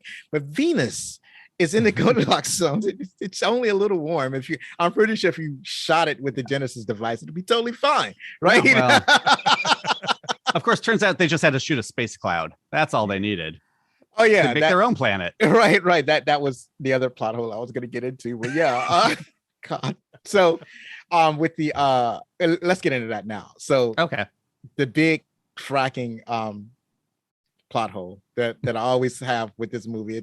It made me enjoy this movie a tiny bit less. So the way the device is supposed to work is it's supposed to hit a planet, erase whatever life is on there, and replace it with a matrix that can build new life.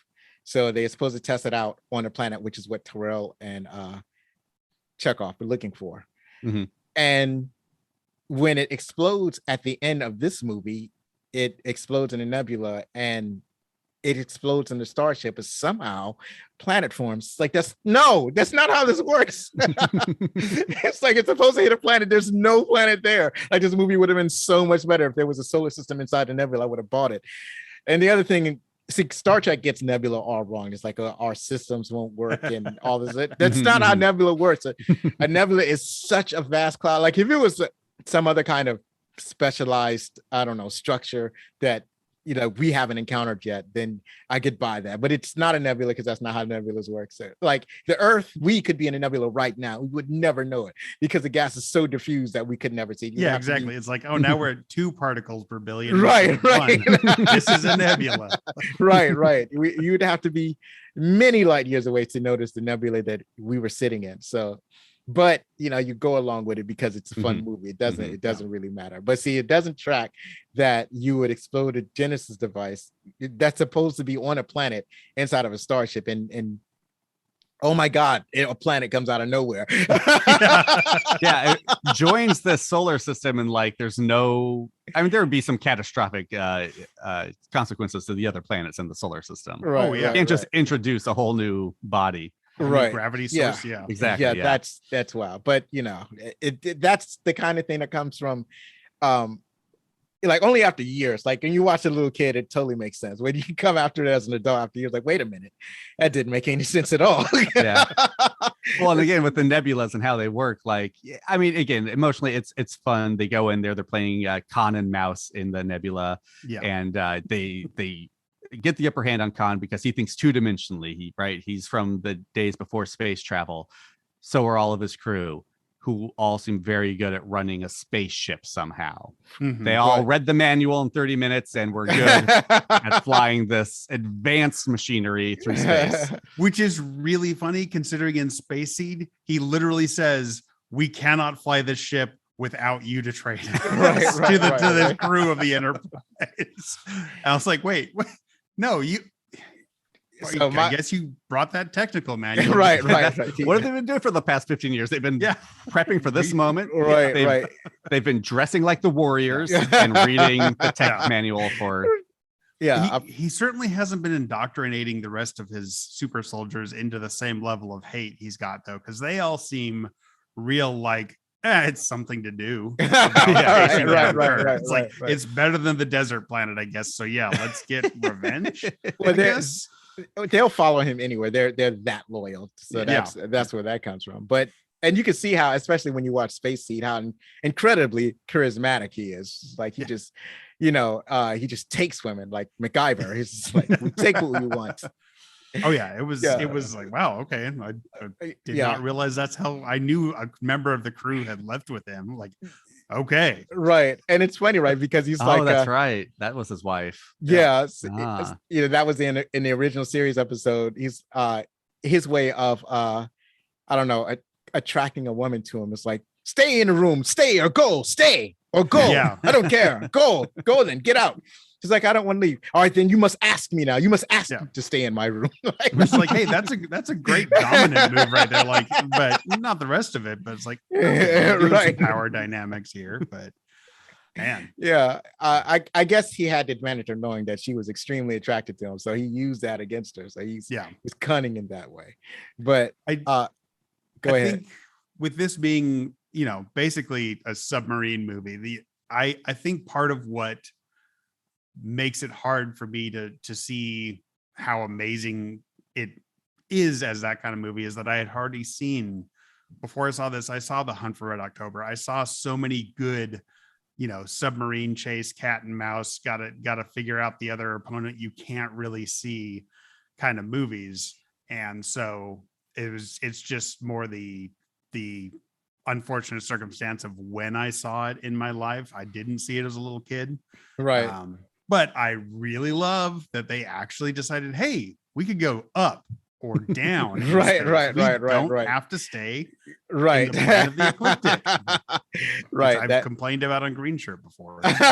Right. There's a lot of things wrong with space combat in general, particularly in Star Trek. Like when you read like the technical manuals of starships and like, well, the phaser has a range of like 20,000 meters or something like that. It's like, okay, why are these ships so close together? If you have a range, like we, even with our modern fighting force, like with the jets, like you don't have to be able to see the targets. Like the jets with the missiles, they don't see their targets. They just fire, and the missile figures out where to go. Right. Yeah, we can fire a quarter of the planet away. We can fire up into space. So the spaceships don't have to be that close together, but it would be difficult to portray an exciting form of space combat if you had the ships like that, right? They're like that are not like right next to each other, like basically right on top of each other. So right, in a sense, I understand it's not realistic, but it's exciting to me. They win on this one. Hollywood, you won. It was a very good, right, because at that prowling around scene, right. So at that, the only thing you have to go on intention is tension, and I like how it's like they were finding each other and they were trying to fire, but they were missing because they couldn't have targeting. And that was cool to see. I was thinking that, I guess they're over reliant on the targeting system. Which they then went back and did a good polish on for Undiscovered Country with like, oh, we got to do surgery on this torpedo to help us find it. It's like, that was brilliant. Took the good parts of Wrath of Khan and used them again. Right. That's another thing with Star Trek in particular, is that they come up with decent technology and then you'll never see it again. Like you don't see like a heat-seeking torpedo in the Next Generation in any version of it. That's so, true. You kind of miss that, right? Speaking of not seeing it again, do we ever see Kirk's glasses again? He looks good in glasses. I love how he uses that prop throughout this. And I'm guessing like medicine just came up with some solution for his poor eyesight that he wasn't allergic to.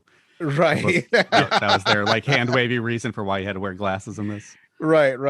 Yeah. I loved all of his business, his actorly business with the glasses. Yeah, that was like one of the best things. Well. Yeah, that one of the best scenes in the movie is like they're trying to battle Khan, and he has to put on his glasses because he can't read. And he's like, at the same time, he's like embarrassed, right? He's embarrassed that he has to put on glasses. Like, you've got to save your ship, man. He's like, you got people dead on your ship. It's like, and it's like he's still kind of conscious about it. He's real self-conscious about it. He's like, damn, he puts on his glasses. and then he makes the decision like, no, I'm gonna own this. So he turns and talks to Khan with his reading glasses. Like, right. Like, okay, that's actually, yes, that is a fantastic, just tiny little touch. Like, right. Yeah, right, let's do this. yeah, absolutely. That's one of my favorite scenes. Like that whole thing when he has the crew clear out, and it's like Ricardo Montalban. He's like, yeah, I'll give you 1 minute, right? And all that kind of stuff, and how he came up with the plan of hacking the other ship. All of that was brilliant. And then one of my favorite parts is like Khan is like, where is it? And Kirk says, we're finding it. Like, All right, like he's like, it's on its way, buddy. Right. Take a look, open your mailbox. Right. For you. Check your spam messages. Right. Somewhere. It would have been so funny. It's like, Khan, you've got mail. So it sounds like you've read the technical manual, so maybe you know the answer to this. Do the shields come up and down in like a circular pattern the way it shows on the little screen? I like how it's got the dots around the ship. I'm like, would the shields just go up and down over the whole ship at once, not like around it in a circuitous pattern? Yeah, it really depends. I think this is probably the first time they've actually shown the shields go up on like a display. Right. And if you notice on like the main difference between like TNG and the original series is that the shields kind of wrap around the ship. It's like a skin tight suit on the original ships, but on the Next Generation is more like a sphere, a bubble, spheroid, right? Yep. And they can extend the shield if they had another vessel that they wanted to envelope to protect the other vessel. So obviously, shield technology advanced, but I would say it depends on who's writing the movie or the series, how the shields go up. Just funny. They couldn't have lights just like fade up. I don't know. It looks cool. It's the rule of cool. Right. And they have problems with the terminology because sometimes you hear deflector screens, or unless they're referring to something else, sometimes you hear shields. It can be really confusing as to what they're actually talking about sometimes. Speaking of terminology, total justification for me here on Green Shirt. McCoy totally calls the turbo lift an elevator. Yes, so he calls every time I've said elevator. Yeah, I was like, oh, damn it. Right. I bumped on that too. Next time I get corrected on Green Shirt for using the word elevator. Yeah, because I'll pull that audio clip for you. Yeah, McCoy does not give a fuck, right?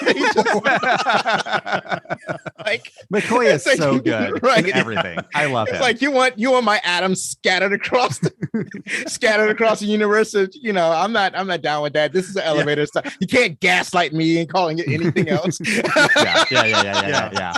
Yeah. And then like you said in Space Heat, was like, whatever. Okay, let's go over there, I guess. Oh, that was my favorite McCoy part in Space Seed. It's like when so Khan wakes up and the first person he sees is McCoy. So he grabs a scalpel. It's like an ancient scalpel, like held as an antique, and goes lays in his bed. And then McCoy comes and leans over him and he grabs McCoy by the neck. And McCoy tells him, if you hold it up by the carotid artery, you'll kill me faster. Right? It's like, wow, you are such a doomer. Like, like please cut my throat. I can go to sleep then. God. Right. So yeah, he's all about it. Even when, like in this movie, he visits Kirk with Romulan ale. It's like, this is illegal. He's like, yeah, I got a guy, right? Yeah. And right. So that was all awesome. So I got so many favorite parts. So that part in that first battle when they're first getting together, the part when you guys alluded to when they're inside the asteroid, when Kirk sees the Genesis project for the first time, and he's keeping stuff from his crew because he and Spock has worked out how they're going to escape from the situation, doesn't tell anybody else. So the part where I've always misremembered this part. So this is when Terrell and Chekhov, they start to take over from They drop their guys as working with Kirk, and they reveal that they're working with Khan because they have creatures in our ears. Yes. I've always thought it was ears, but it's actually bodies. They put creatures in our bodies to control our minds. But yeah, that's what they did. That's what they did, Walter. Yeah. I gotta ask, like, what did your son think of the SETI Alpha eel, the SETI eel scene, like the stuff nightmares are made of? I didn't ask him about that. I guess I should have. So yeah, and when I saw that in the film, like being like 12, because he's like 25 now, so he's seen a lot of it. But he recognizes a lot of the memes that they pulled from this movie, especially like the main one, like from that scene is when Kirk screams Khan into his communicator. So that's what makes that scene beautiful when it builds up to him screaming at Khan, or like when he talks to Carol and he says, I have a man I hadn't seen in 30 years, so he wants to see me dead, and a son that would be happy to help, right? So all of that kind of makes this these little elements just elevates the movie. Yeah. Right. Yeah. I watched it with my 7-year-old, and I was like, all right, the spooky part's coming up, because he's like playing Minecraft. I'm trying to get him to pay attention. And he's just every once in a while he's like, oh, is that a Vulcan? I'm like, yep, that's a Vulcan. So he watched the eel part, and he's like, yeah, that was scary. And he went back to Minecraft. Was it when he put the things in their ear, or when the thing came out of their ear? when he put it in the ear. Right. That was a beautiful part. He's like having a conversation, like they're buddies and whatnot. Yeah. He's like, in no way is he, this isn't terrifying. We're just talking, right? We're buddies, right? Just like these things, last indigenous life form. It's like, I remember you. Like a documentarian. You see these little things, they go in there and they're wrapping around your cerebral cortex. He's so conversational with it. It's like and just being conversational, he's giving out some super creepy vibes. And the, like, I really enjoyed the Tyrell and Chekhov just on the planet. Like, okay, we got to explore around, got, environment suits. We're not doing full space suits, get to the container. And as soon as Chekhov is like, we got to go, Tyrell's like, all right, we got to go. Like, you got it, man. I trust what you're saying. Let's get out of here. But also, apparently Captain Tyrell has also never heard of General Order 15. A captain should not go down to a dangerous situation without an armed guard. Like, what? Oh no, that's not the order. It's a flag officer. It's not supposed either to go way down. Like, what is a captain doing? He doesn't need to be down here for this. I also love the call back where like Kirk's like, I've never heard of that regulation, because he used to do it all the time. Right. But back to Tyrell, there's just the moment where like they're calling for him and he's not responding, and his little officer's up in the ship and he's like, will you please respond? Like, he's so exasperated. And it sounds like Tyrell just does this all the time, like goes down the planets and goes AWOL. Right. I was like, well, I think that's just what Starfleet does. That their captains, there's like the captain goes down. Like, but see, what are they gonna do? It's my ship. I'm right. But because Kirk is an admiral now, that he's deemed more valuable. So that was the other thing. It's like, well, obviously it doesn't work this way in Starfleet, because in the military you wouldn't have staffed like all of your top stations with like your highest ranking officers. They're off on their own ship. Like, well, what are they all doing on the my favorite part of all the Star Trek movies is how like it has to like awkwardly bend its way to get this crew together doing the same jobs again, like all these middle-aged high-ranking officers doing the same jobs every movie. How do we get them back? Like, and they just don't even care in this because one. That's like, why is Sulu flying the ship? They don't acknowledge it because it's a training mission. That's what we want to see. That's what we want to see. They know what our fans want. They're not dumb. and what's his name? George Takei, that I have in the trivia later, he didn't want to come back, but they convinced him to come back. So yeah, it's like and he kind of, I think the full story is he kind of wanted his own ship. He's like, Sulu should have his own ship. He shouldn't. Right. I think that's why he didn't want to be in this movie, because Sulu should have his own ship. Like Chekhov is on a separate ship, and like they should all be on separate ships. They really shouldn't be there training cadets. But well, and I feel like the future movies too do a better job of giving everyone something to do. But Yeah. at least like motion picture in this one, for sure, it's like a Star Trek podcast. It's just the three white dudes wandering around doing everything. And like, you know, there's other crew members we all want to see do stuff. Right. They did a much better job in the Undiscovered Country than they did in any of the previous movies. They gave everybody like, they used a horror specialized skill. They used my god. Spock, like, well, even not Spock, but Scotty always has something to do. Yeah, they give him a lot. They have what's his name? Sulu has his own ship. Yeah. Well, even Voyage Home, I feel like everyone's got something to do. Like everyone gets a moment. Yeah, absolutely. Yeah, they do. They do have a much. I remember specifically the part where Uhura and Chekhov are wandering around the streets, and they're asking about the U.S.S. Enterprise. And from what I hear tell, that's them on the street talking to real people. Like it was the nuclear vessels. Yeah, absolutely. And I do think, you know, I love Undiscovered Country, but yeah, just that moment of bluffing their way past the Klingons and just like snapping the communicator off and like, oh right. So and then they're I like how they explain everything, because they know the fans going to ask questions, so they're using books. It's like, well, you got to tell them that the universal translator would be recognized, so that's why we're using these books to try to speak Klingon.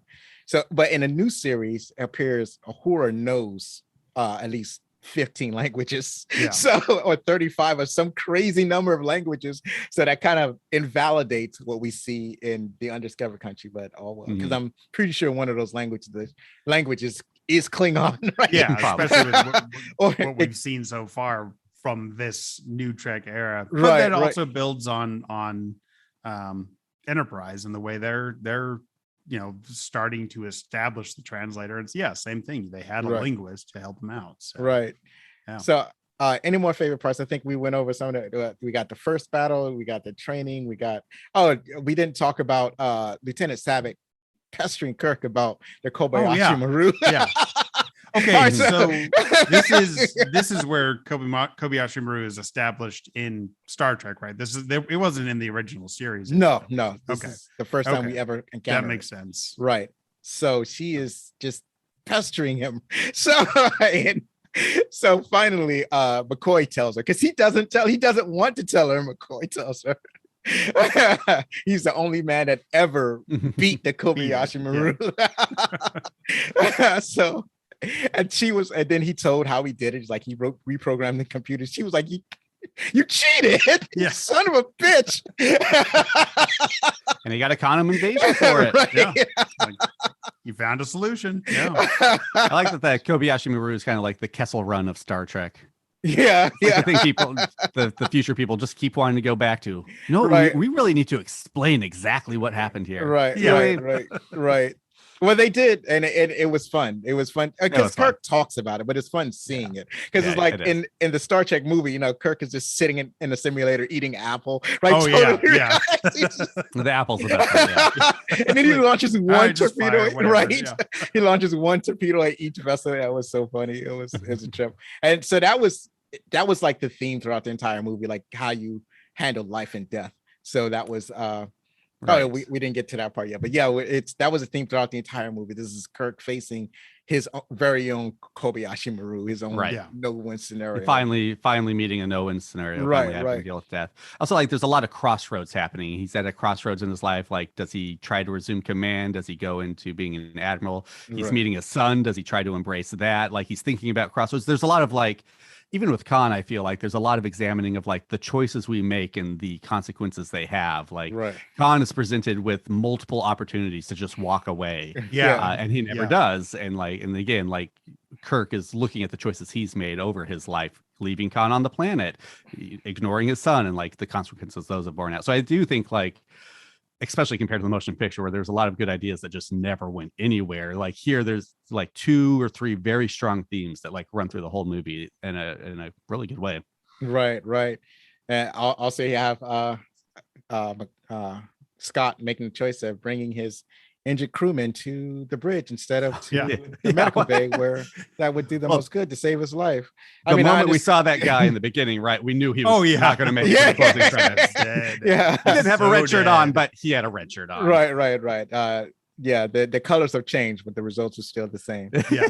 So, And I didn't know, and like I read some trivia on this, and like, oh, that was originally going to be his nephew too. Like, Oh, wow, that would have yeah. been made a little Wow. more sense with him bringing the body to the bridge, but also it's like, Look what are we you've ever gonna done. address yeah, that? yeah, that's basically look what you did. You did this, Kirk. Yeah. How about you raise the shield next time? So yeah, that was I know that's part of the trivia, but I think that it's almost canon, because how do you care this much about this random dude? Right. Right? Yeah. Like Yeah. you're a seasoned military, not military person. A lot of people have died. You've seen a lot of Right. red shirts die over the Right, years. right, And- right. I mean, Scotty himself, he gets kind of messed up in this movie. Like, he's get exposed to near vacuum and chemicals. He gets a dose of radiation. Like, he Yeah. doesn't die from any of it. Like, man, Scotty's got some healing to do after Yeah, this, physical and emotional. he took a lot of damage. He didn't Yeah, die, but he took a lot of absolutely. damage. He got hammered. He So did. it's still trying to do his job as he was succumbing to the radiation sickness. But there's also and so what else we did not? The only thing I I mean, Spock, I feel we got to hit that. yeah. So this is that the moment, right? The main moment in the movie where Kirk learns the consequences of his action, where Spock goes and tries to save. He's trying to get Scotty to save the ship, but Scotty can't do it. Nobody in engineering is answering him, and Spock goes down, and they try to stop Spock from going into the radiation chamber, but he goes anyway, and he does some things. He plays with some lights, and then Well, I like that. Like he just sticks his head straight into that radiation chamber, like Yeah. a kid drinking from a fire hose. right, Like, right. Could you not maybe just like step back and just reach in? Right. I guess it was a deep reach. He had to go all the way in to do what he Yeah. needed to do. Then put the cap back on, and it was like, man, that was an awesome part. And it's like, even up until then, I didn't know that Spock was going to die. And then they called, and then Kirk down. yeah, they sent Kirk down, and he goes and he tries to go into the chamber, and Scotty says he's dead already. I was like, oh Yeah. no. Which was, I mean, that gut punched me. Like Right, the way he right. delivered that line, I was like, oh, And God. James Right. Doohan says That's it. right. This Right. is really good. right. It's like, oh no, it's not happening. And then Kirk and Spock say their goodbyes. It's like, oh, that. But I like how Kirk or Spock is like, he's off in the corner like a cat trying to die on his own until Kirk comes in, and then that's who he comes to talk to. Right. Yeah. His first concern is if the ship is out of danger, and then he says, and then he makes a joke, right? Yes, Yeah. Just wisecracking. Yeah. I never took the Kobayashi Maru. What do you think of my solution, right? Is this So, how yeah. you humans humor? right. And So- also, let's just real quick acknowledge James T. Kirk slide down that ladder when he's going to the. yeah, I mean, oh man! I mean, that was Shatner himself. That wasn't a double. right. So yeah, he did real good on that. He can do some of his own stunts, but in the series he did not do a lot of them. So there was what you call it. So there was that was the I saw this movie, like I said, I was around 12, 13, I can't remember. And my mom had taken me to this movie. And this is the first time I get cheered up, start crying in the movie theater. And my mom looks over at me and is like, are you okay? And I'm like, yeah, right. I'm okay seeing my favorite character die on screen. That's fine. Yeah, it's so good. And like, I know a lot of people complain about like Shatner's acting, especially in the middle part with the Khan and everything, which I think works because he's playing Khan at that point. Right. So like Right, he is right. the character's acting. But of course, and then everyone I think agrees that like Shatner is so good at the funeral scene. It's the bagpipes are great. I mean, it's such an emotional gut punch of a scene. I have issues. like did no one stop to go like, do you think you would want a Vulcan burial? Because no way is this a Vulcan burial ceremony. right. And then that moment where Kirk is like, the most human soul I've ever. No, Spock treasured his Vulcan part too, Kirk. Like we're just trying to like human wash this individual so much. And it's what Star Trek does all the time. It's like being more human is being more better. But right. you know, you have to look at it through the framework that it's trying to do. I think what Kirk was saying is like of because he was so close to Spock, if Spock felt the most human to himself because he was so close to Spock, and I think that's why he said it that way. And I guess in when you look at it in a wider context, it doesn't make that much sense for him to say that, but Right. he was just putting his emotions out there, right? Yeah, I mean, it feels true to Kirk. I mean, it is right, that. Yeah. right. Yeah. So, yeah, and then they put him on a torpedo and send him to a planet that shouldn't exist. Right. And then, yeah, it's so funny too. I guess, I mean, you'll probably get into this in the trivia, but like Nimoy didn't want to come back. And they're like, look, we'll give you an awesome death scene. Everyone wants a death scene, right? He's like, okay, I'll come back for the death scene because this is probably going to be the last Star Trek movie. And then he has such a good time. He's like, hey guys, what about if we kind of wrote in a way that I might not die? Could we do that? Because I want to come back, especially if you let me direct. Right. And that's when he gives Vulcan neck pinches McCoy and then gives them a quick mind meld. It's like a peck on the cheek before he goes into the death chamber. Yeah. So any more parts that you guys want to talk about? Just the space rat in the lab. Like, what is that rat doing there? What is he doing there? I don't know. He's somebody's pet or genetic experiments. Oh no, I'm sorry. I do have one more good quote. I mean, so I love the father-son stuff. I kind of talked about that, but the scene with them at the end where they acknowledge it is real great. Wondering when Kirk had time to read that entire book because he's near the end in this last scene. And then I just love it's a good line where McCoy is like, but I mean, he's a doctor. McCoy is a doctor. He should know where to put his dramatic pauses. When he says, he's not really dead. Dramatic beat. As long as we remember him. Well, thanks for the false hope, McCoy. I thought for a second there, like you were about to tell us there's a way to bring him back. Yeah, that's what people say. Well, we say that all the time. Like, as long as we think about him, he's not really dead. It's like, yeah, we know that. Thanks for Captain Obvious. My mom has the story about my brother was coming in on an airplane and it got hit by lightning. And there's like, she was waiting at the airport for him before she knew it was hit by lightning. And they come on the intercom like, yes, flight so-and-so has been struck by lightning. Beat. Everything's fine. And they're turning around. Like, maybe lead with the everything's fine. Yeah. Right. My sister did the same thing to us. Also plane related. She like calls my mom. She did a like summer abroad studying in France. And college is like, hey, my plane like blew up.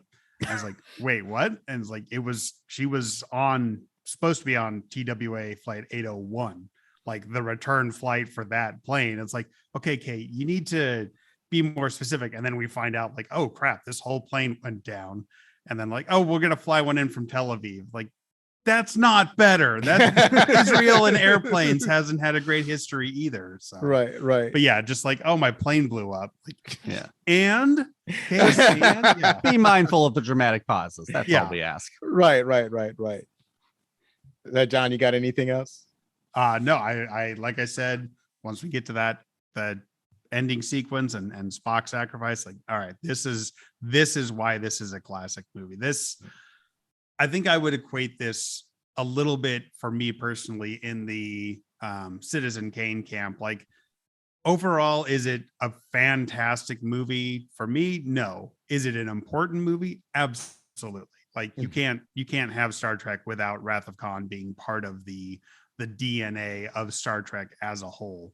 Right. But it's got its issues. Right. Yeah. All right. So thank you, gentlemen. We're gonna transition over to the next segment, but first let us take our own dramatic pause.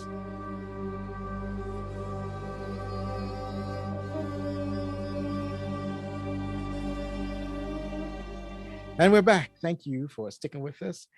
This is the trivia section. Most of this trivia will be coming from IMDb, where we get all of our trivia day in and day out, from here to there and everywhere. IMDb is there for you. To transition into the movie that we're talking about, I'll start us off. In the Blu-ray special feature, The Captain's Log, Ricardo Montalban says that once he committed to this film, he realized that he had trouble getting back into the character of Khan. After years of playing Mr. Work on Fantasy Island from 1977, he found that he was stuck in that character. He requested a tape of Star Trek Space Seed from 1967 from Paramount Studios and proceeded to watch it repeatedly. By the third or fourth watching, he had recaptured the essence of Khan's character. That's pretty cool. I like that dedication. Yeah, I could see that being the case. Yeah. Producer Harvey Bennett viewed all the episodes of Star Trek, the original series, and chose Star Trek Space Seed as the best candidate for the sequel. Spock even remarks in the script that this would be interesting to return to in 100 years or so to see what type of civilization had grown there. This is the first time a feature film was made as a sequel to a specific television series episode. Yeah, I thought that was awesome. I made a note of how I like this at the end. The famous Space, the Final Frontier monologue is heard for the first time since Star Trek, now narrated by Leonard Nimoy. However, this has been changed slightly. Instead of saying its 5-year mission and to seek out new life, this now says her ongoing mission and to seek out new life forms. Right. So the producers went ahead with a movie script featuring Khan, taking it for granted that Ricardo Montalban would be interested or available for this film.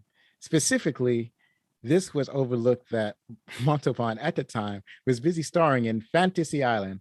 Montalban was receptive when approached about reprising the role, and arrangements were made to film the movie so as not to conflict with Montalban's Fantasy Island scheduling.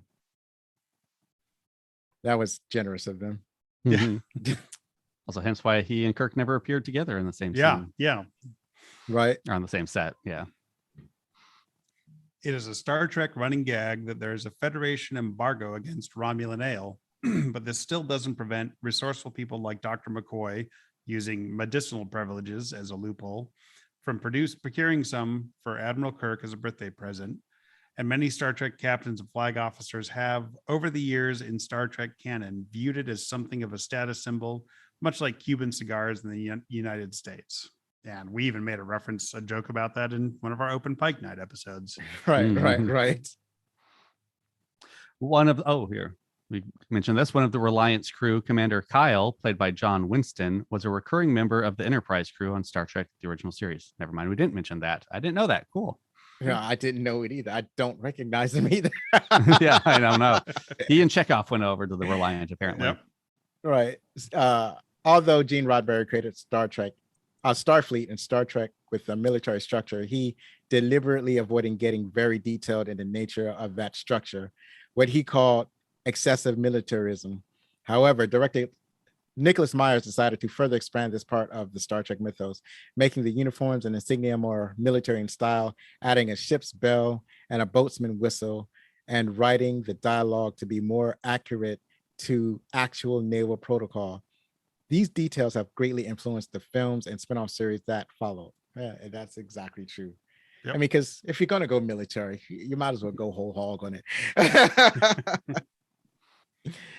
So I must say that the uniforms are much improved over the previous movie. Love these uniforms. Yes, the uniforms. And honestly, I think my favorite costume was like the parka jackets that Kirk and them wore down into the asteroid. I was like, man, if I were to get into like making cosplay, like I would start with like, that would be one of my goals, is to make one of those jackets, because that looks cool. Yeah. It's got pockets. Yeah, exactly. A ton of pockets. Like, man, that would just be a warm coat for the winter, no matter what. Yeah, right. When Sci-Fi Channel aired this film on television, Leonard Nimoy appeared on screen during commercial breaks, explaining various memories and trivia about the film. One of the items was the character backstory of Lieutenant Savick, played by Kirstie Alley, who was intended to have Romulan and Vulcan heritage, which would have made her more emotional than a pure-blood Vulcan. 3 hints at this remain in the final film. During the Kobayashi Maru simulation, she says to herself, "Damn." She gasps in shock when Scotty appears on the bridge with Midshipman Preston's injured body, and she is emotionally moved by Admiral Kirk's eulogy. Yeah. But Vulcans do have some emotions. Yeah. So they're not emotionless. Yeah, exactly. They control them. Right. but I don't think they went ahead with the Romulan Vulcan heritage. I think that would have been corny anyway. Glad they kept her purely as a Vulcan, and you basically see how a pure Vulcan expresses emotions, or how sometimes their visage slips. You know, how that pure logic doesn't always work for them, and how they do have some emotion. Just after Admiral Kirk steps aboard, Scotty says he's had a wee bout, but Dr. McCoy pulled me through. Actually, this was a reference to Doohan's heart attack, which took place just before filming began. I didn't know that. Oh, did not know that. I'm glad he made it through. Yeah. And again, one of those things like, hey, you guys are really putting James Doohan through the ringer on this movie. Right. One of Admiral Kirk's antiques is a Commodore PET computer, or PET computer. I didn't see that. He did have a lot of junk. That up. Yeah. The only thing that I recognize is that in his apartment there is that that diamond-shaped shelf. Yeah, do you remember seeing that diamond-shaped shelf in his apartment? Oh, I'll have to go back and look. Yeah. So there are a couple of scenes where, or maybe it's that one scene. So McCoy he comes with the Romulan ale. So that he has a metal diamond shaped shelf, just like man high almost. It's like 4'5" or something like that. But anyway, I remember seeing that shelf everywhere in the 80s. Like everybody seemed to have that shelf. It's a very popular design. One of those futuristic things that's like, yeah, this looks like it could fit in the future. Yeah. Man, like, hey, they really put Herman Miller chairs all over the place for the next 400 years. Okay. The phrase, "To the last I grapple with thee, from hell's heart I stab at thee, for hate's sake I spit my last breath at thee," is taken from Captain Ahab's speech in the novel Moby Dick, 1851, by Herman Melville. Yeah. Interestingly, I listened to Moby Dick on what do you call that? Audible, and it's a trial. It's a trial getting to that book. I've never attempted it myself. Well, the thing is that now if they could have Ricardo Montalban read it to me in Khan's voice, maybe. I don't know if he could save it. The thing is that Herman Melville was on a whaling ship, right? So he served like a little while on there. So I guess he wanted to write about it. And at the time, there was a rumor about a whale that was attacking ships, and people were having a hard time killing it. So that's what he based Moby Dick on. But the thing is, Moby Dick is more like a treatise on how to be a whaler, or what it's like it's to be a manual, right? It is a manual. Book. It's an instruction book on how to be a whaler. They go into why they do the whaling, the different anatomical parts of the whaling, the different anatomical parts of the ship. It's barely a story there. It's there, but it's barely there. He will bore you to tears telling you how to be a crew member on a whaling ship. So yeah, he's like Michael Crichton, but a worse storyteller in the 1800s. Oh my God, Michael Crichton blows this guy away. Yeah, but he can get real technical about stuff. He gets technical. I'll give him that, but there is a story, right? All right. The close-ups of the SETI eels entering and exiting Chekhov's ear were done using a huge rubber replica of Walter Koenig's ear. One morning, the effects crew discovered the art department had left a true-to-scale Q-tip next to the giant ear. Those pranksters. That's a good one. That's funny. Okay, I guess one more plot hole there. So Chekhov immune to dying from the SETI Alpha eel? Like, well, yeah, I don't know why the one getting vaporized caused the one in Chekhov to die. Yeah, I was like, wait, isn't that supposed to wrap around his brainstem and kill him eventually? Like, didn't we already set that rule earlier on in the movie? Yeah, that was kind of weird, but not all life is going to work the same, right? So you're going to have you're going to have some exceptions. So Chekhov ended up with the exception. He ended up with the creature that decided to unwrap itself from around the brainstem and crawl out of the ear on its own. Creature's like, oh, you had a natural birth. You weren't from a test tube. All right, I won't kill you. Right. And it was immediately executed. But that is a good point. It's like, why didn't it stay there? We don't know. I like if if McCoy had did something, because I think McCoy was there, if he had given him a stimulus, like he had, like they have advanced medicine that Exactly, the people yeah, on the yeah. planet didn't. So Yeah. he may have been able to save Koenig's life without, the whole thing, without the plot hole. They could have did Yeah. something without the plot hole, but Yeah, they're like, just whatever. one little injection. Right. Yeah. So anyways, many of the actors playing Khan Noonien Singh's remaining henchmen were Chippendale dancers at the time of filming. So he was surrounded by Chippendale. So sweet. And he had the best chest of them all. Yes, he did.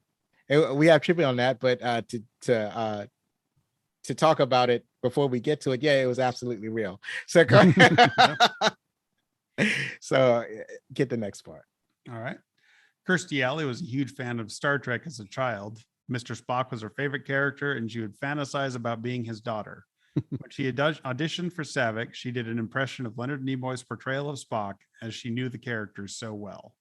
Oh, that's sweet. Yeah. She didn't like it that much, and we'll find out why later on. The scenic view of San Francisco through Kirk's apartment window is a painting originally created for The Towering Inferno from 1974. In front of the backdrop were placed a couple of models of futuristic skyscrapers with working lights and elevators. Thus, once we assume that Kirk's apartment is in the same place as the tower in The Towering Inferno, then his address is 655 Market Street, San Francisco, California, on the 135th floor. That's the kind of detailed analysis I enjoy. That's awesome. It's like, hey, let's go visit Admiral Kirk. Ricardo Montalban said in the promo interviews for this film about how he realized early on in his career that a good villain does not see himself as villainous. He may do villainous things, but the character feels that he is doing them for the righteous reasons.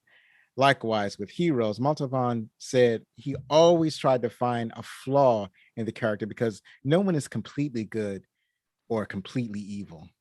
Oh, he does that so well in this movie. Yeah. That's the thing, is like the man could perform. So yeah. Here you go, John. It has been widely debated that Ricardo Montalban's chest was actually a prosthetic piece that he wore during the film. In the director's commentary on the Blu-ray, Nicholas Myers quoted as saying that this was, in fact, Montalban's actual chest, and that he was a very muscular man who worked out. During publicity for the film, during an appearance on The Tonight Show starring Johnny Carson in 1982, Montalban explained that he was able to achieve the look seen in this film by doing push-ups. A lot of push-ups. Yeah, and I believe him because he has an old man's chest. As you can see it even better in the HD version than in previous versions, right? So you guys are like, oh yeah, that's a very good chest, but it's also an old man's chest. Yes, yeah. That's a Jack LaLanne chest right there. That is an excellent comparison. According to Nicholas Meyer, in the moment when Kirk and Spock used the prefix code to sabotage the Reliant, William Shatner kept overacting the line, "Here it comes now." According to Meyer, Shatner kept overselling the line, making what was about to happen too obvious. Meyer kept doing the scene over and over again until Shatner got bored, and he finally relaxed enough to say the line more casually. Right. That. Yeah. Wait, Shatner overacting? Right. He's overacting. He's overselling. He's like, "Here it is now." It's like, stop it. Stop. What is you doing? Calm down. You don't want to tell him that you're firing a phaser at him or that you're lowering his shield. Just the audience will get it. Don't right. As many of our dear friends from college remember hearing Cam say, "Perfect, let's do it again." Right. Our short films. Like, yep, I know that feeling. Right. So the computer simulation of Genesis transforming a dead planet into a habitable one and habitable planets into dead planets is the first complete computer-generated sequence ever used in a feature film. It is a direct brainchild of ex-Boeing engineer Loren Carpenter, who, after Boeing, went on to join George Lucas's Industrial Light and Magic. At Boeing, in the late 1970s, Carpenter discovered that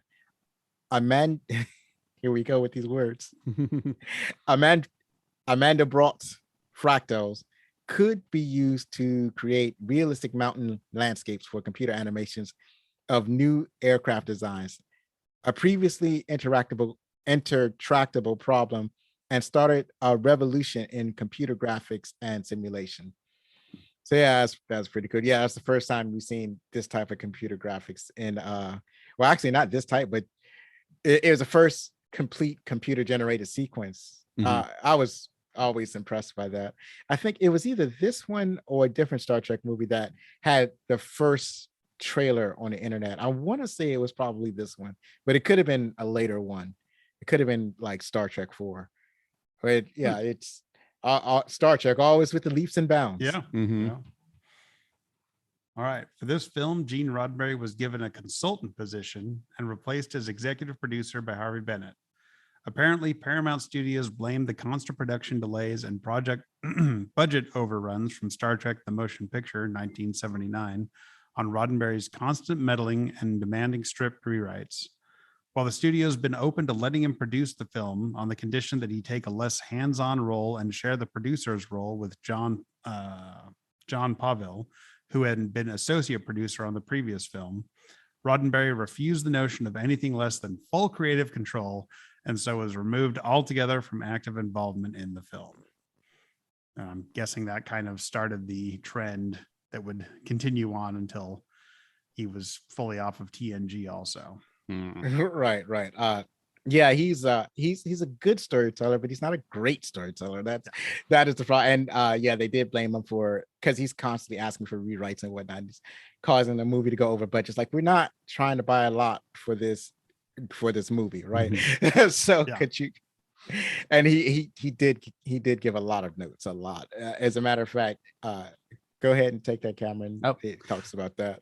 Roddenberry gave copious notes during productions. Most of these were ignored, but one note that was included was that Ceti Alpha 5 should be a planet that was more suitable for life instead of a lifeless desert planet, as Kirk wouldn't have been so cruel to leave Khan on such a world. Gene proposed that Ceti Alpha 6 exploded and knocked Ceti Alpha 5 out of orbit, allowing for the Reliant crew to make the mistake as to which planet they were on, as we covered. Yep. Moving right along, George Takei initially declined to appear in this film.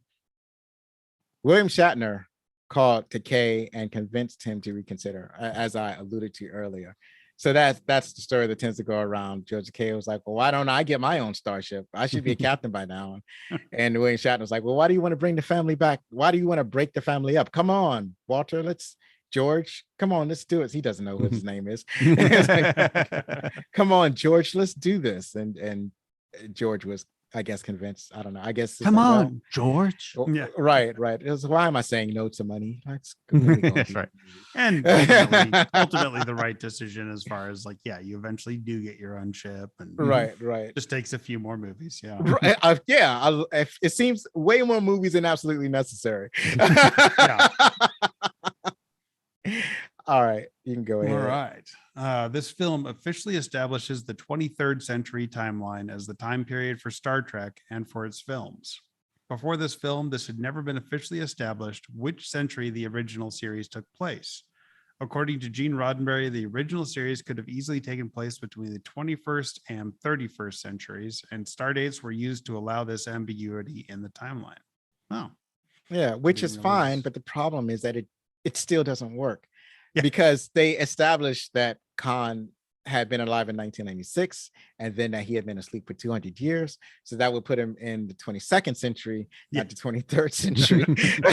So somebody didn't do enough research. They totally goofed and they were way optimistic as to the timeline. It's like they achieved at least regular intersolar system travel by 1996. By 1996. And they're like, yeah, and by 2030 they were already doing, and they had warp drive and everything. It's like, no, it doesn't quite happen, you guys. It just no, we're still here. We're in the wrong universe for that. It's a different timeline. We're in the mirror universe. Yeah. Right.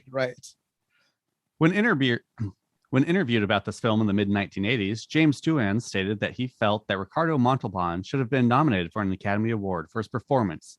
Subsequently, Doohan lamented that the Academy never really gives these types of awards or nominations for such movies. Yeah, that's absolutely right. Yeah. When the Academy Award for movies is best visual effects or best score. So when you get, because like this movie, it has 3 awards. So, and they're probably from like science fiction type organizations. Yeah. But it's like, yeah, that's whenever you hear like best visual effects, it's like, oh, Star Wars got their Academy Award that they were. And sometimes you get best editing or maybe even best screenplay. That like a couple of years ago, there was, I don't know if it was Get Out. I'm pretty sure it was Get Out. So it was what's his name? Peele. Yes, thank Jordan you. Peele. Jordan Peele. He received best screenplay for Get Out because they couldn't give him best director. Right. It's like, got 2 strikes against you. First, you are not white, and secondly, you are doing a horror movie. So yeah, you get the consolation prize.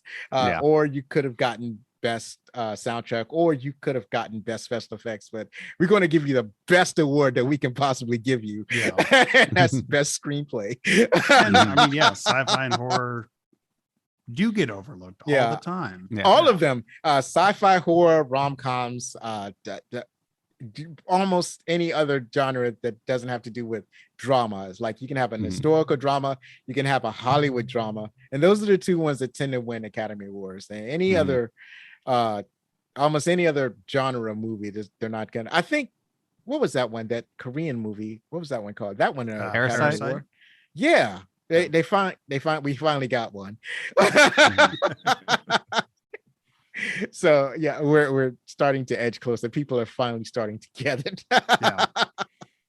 I mean, if Everything Everywhere All at Once manages to win, that'll be pretty incredible too. Right.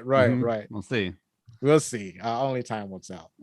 So Madeline Rue was to reprise her role as Lieutenant Marla McGivers. I'm doing the same thing that Captain Kirk did in the series. He misnamed her. McGivers. Right. Damn. Give her. He was like, yeah, get that historian. Give her something to do. Yeah, make herself useful for once. Right. It's like, get her off your ship if you don't like her. It's more like, well, I don't think he has a choice. It's like Starfleet says you have to have this person on the ship. It's like, really, a historical person? Like, why? What are we doing with this person? So it's like, finally, we can give Lieutenant Marla MacGyver something to do.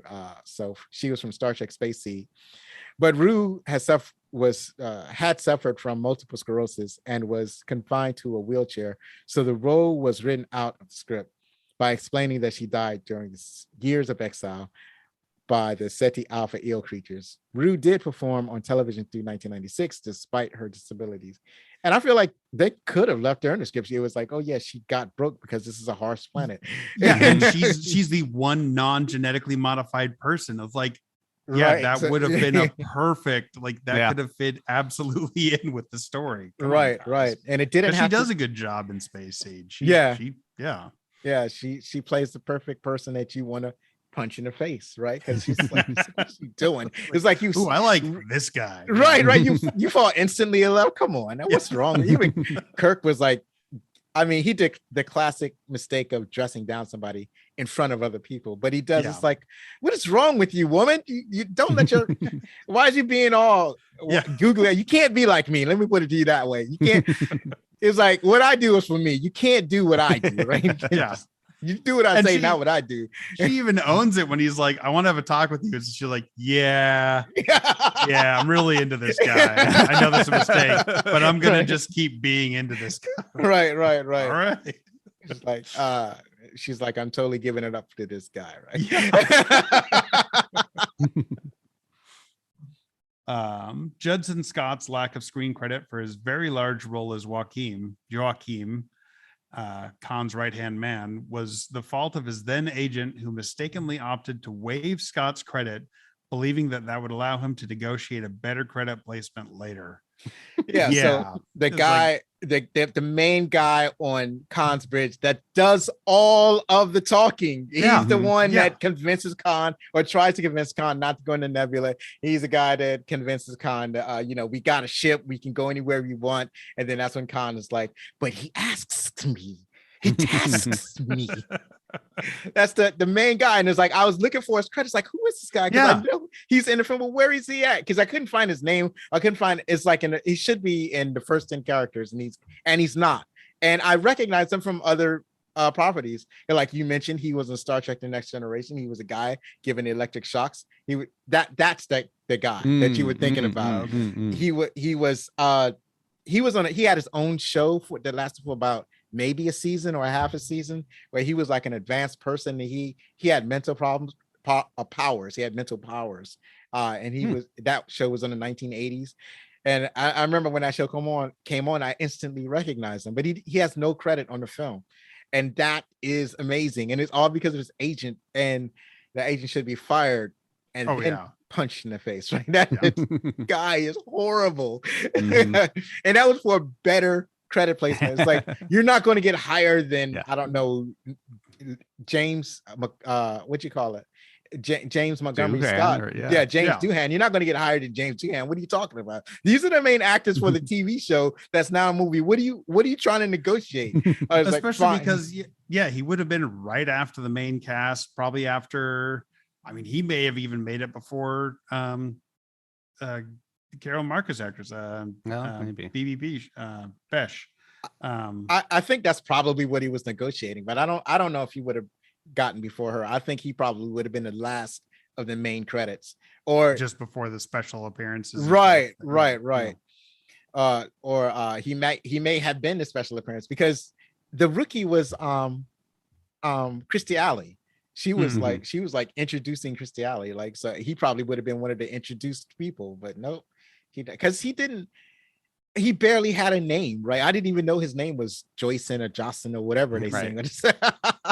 I didn't even know what his name was. So he was lucky. He should have been lucky to be there. It's like, where do you want your credit? Anywhere. It doesn't matter. I'm in a movie. I'm getting paid. I'm just happy to be here. As long as people see that I am credited in this movie, then I will get other work. But no, he decided, they decided to try to game the system, and his agent should have been fired. I hope his agent is, well, his agent is probably dead by now, but I hope that after he got fired, he's like, mopping floors or something more accustomed to his talents, because he obviously doesn't know how to negotiate. I'm still mad. I'm mad for him. I'm angry for him. This should have never happened, because he's a fairly decent actor. Yeah. So it should not have happened. All right. Go ahead. I'm sorry. The different colored turtlenecks worn by Starfleet officers indicate what division they belong to.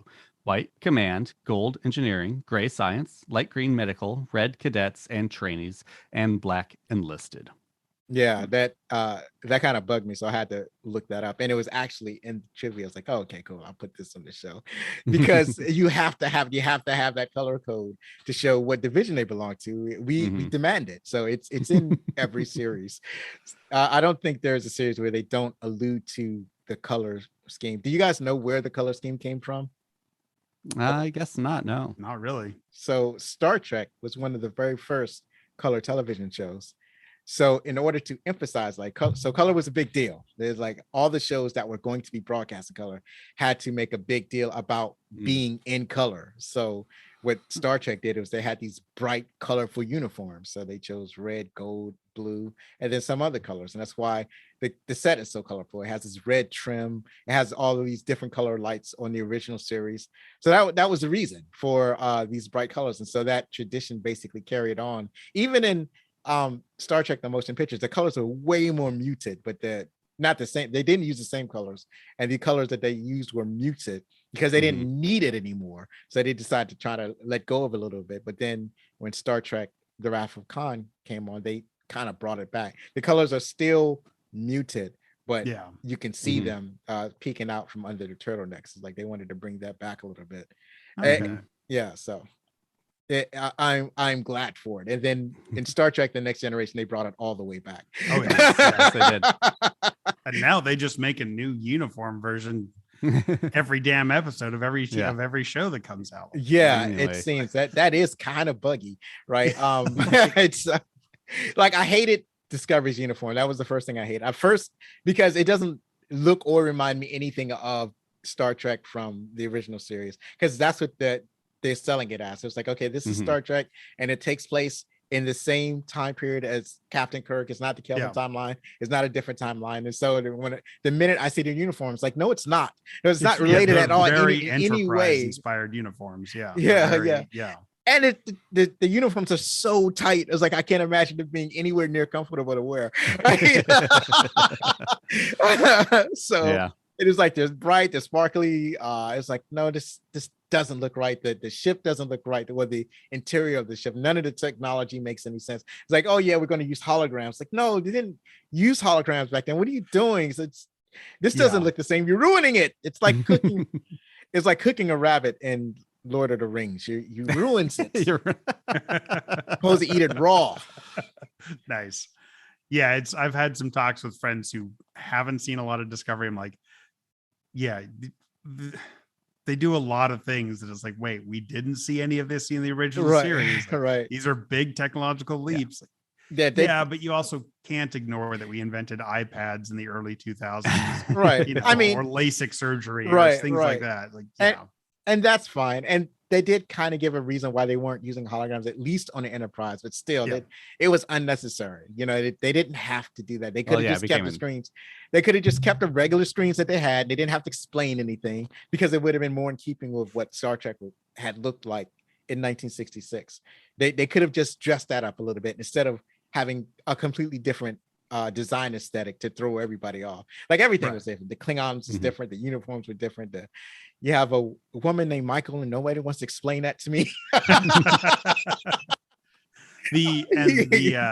I will say, like, and it kind of seems like Strange New Worlds are going to try and correct for some of that. Yeah. I say to Jesse on our open Pike nights a lot. I'm like, they've asked a lot of Star Trek fans.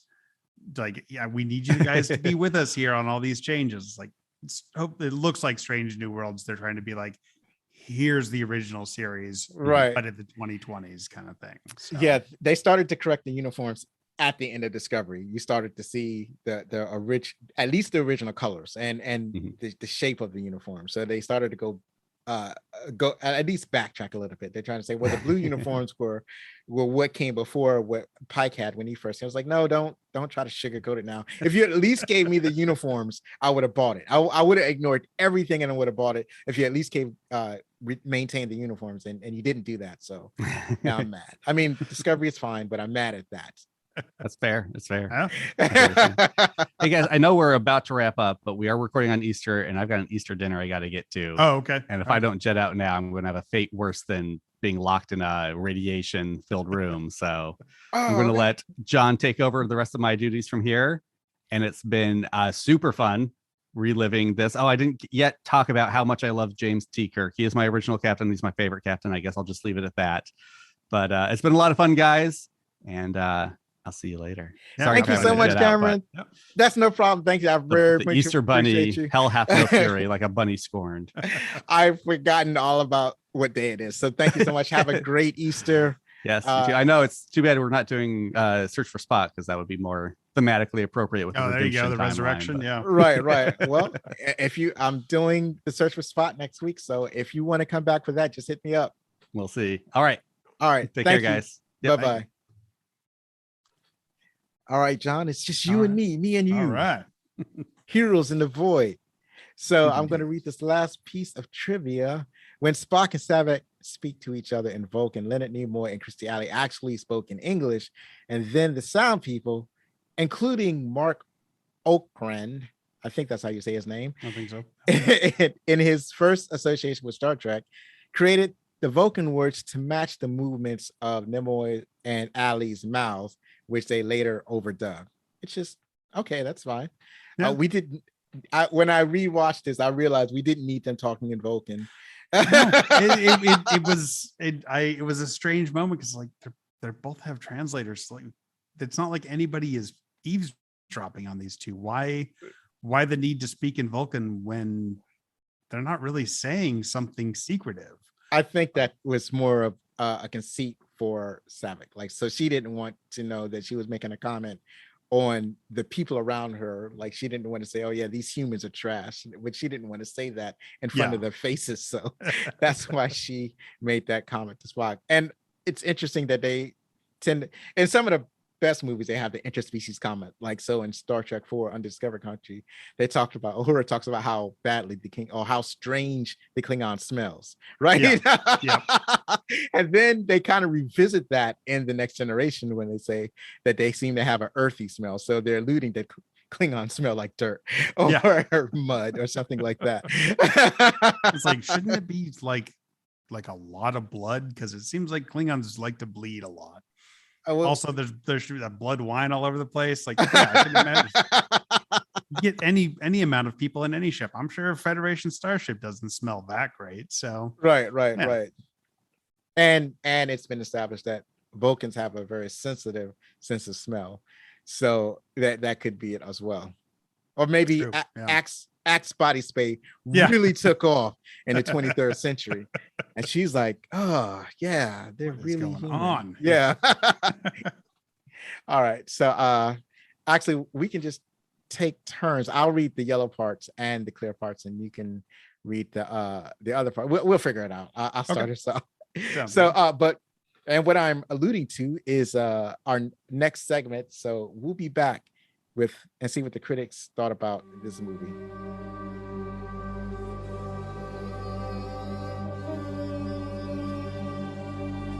And we're back.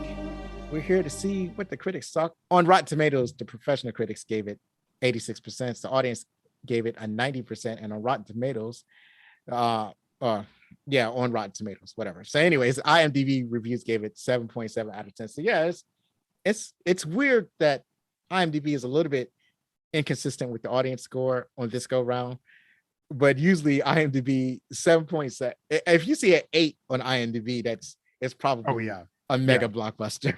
Yeah, it's going to be close to being in the top 250 movies of all time on IMDb if you're above 8. So. Right. But so it's a pretty good score. But yeah, for me, it's definitely one of my top 10 films. It's been regarded as, for many people, one of the best the best Star Trek films, and usually one of the other films follow after it. So in your case, how would you rank this film in particular with the other Star Trek films? I mean, there was a kind of the joke when I was a kid. I remember it's like, oh yeah, all the even numbered Star Treks are the really good ones. It's like, yeah, it is. Again, it's not my favorite Star Trek film, but it's not it's not, from what I've heard, a Star Trek 5 equivalent. It's not a, Star Trek Nemesis or Insurrection equivalent. It is a solid, beloved, important movie. And, I did enjoy watching it again. I wasn't sitting there bored out of my mind or rolling my eyes the whole time. So I think I would put it, Undiscovered Country and First Contact are hands down my favorite. I would put it in that next group below that, with Voyage Home, with most of the Kelvin timeline movies, and then Generation. I'd put Generations. I'd put it right around Generations probably in my ranking. That's good. It's low for me, but that's good. Only because I didn't like Generations that much. Yeah. I would put it much higher than low as Generations. I think for me, I'm like with everybody else, with Khan being number one, but that's only because I have such an emotional connection. For me, when I first saw it, I didn't see all the plot holes that I see now. I wasn't sophisticated, so I still carry those same feelings of, now it's nostalgia, but I still carry those same feelings of when I first watched the movies.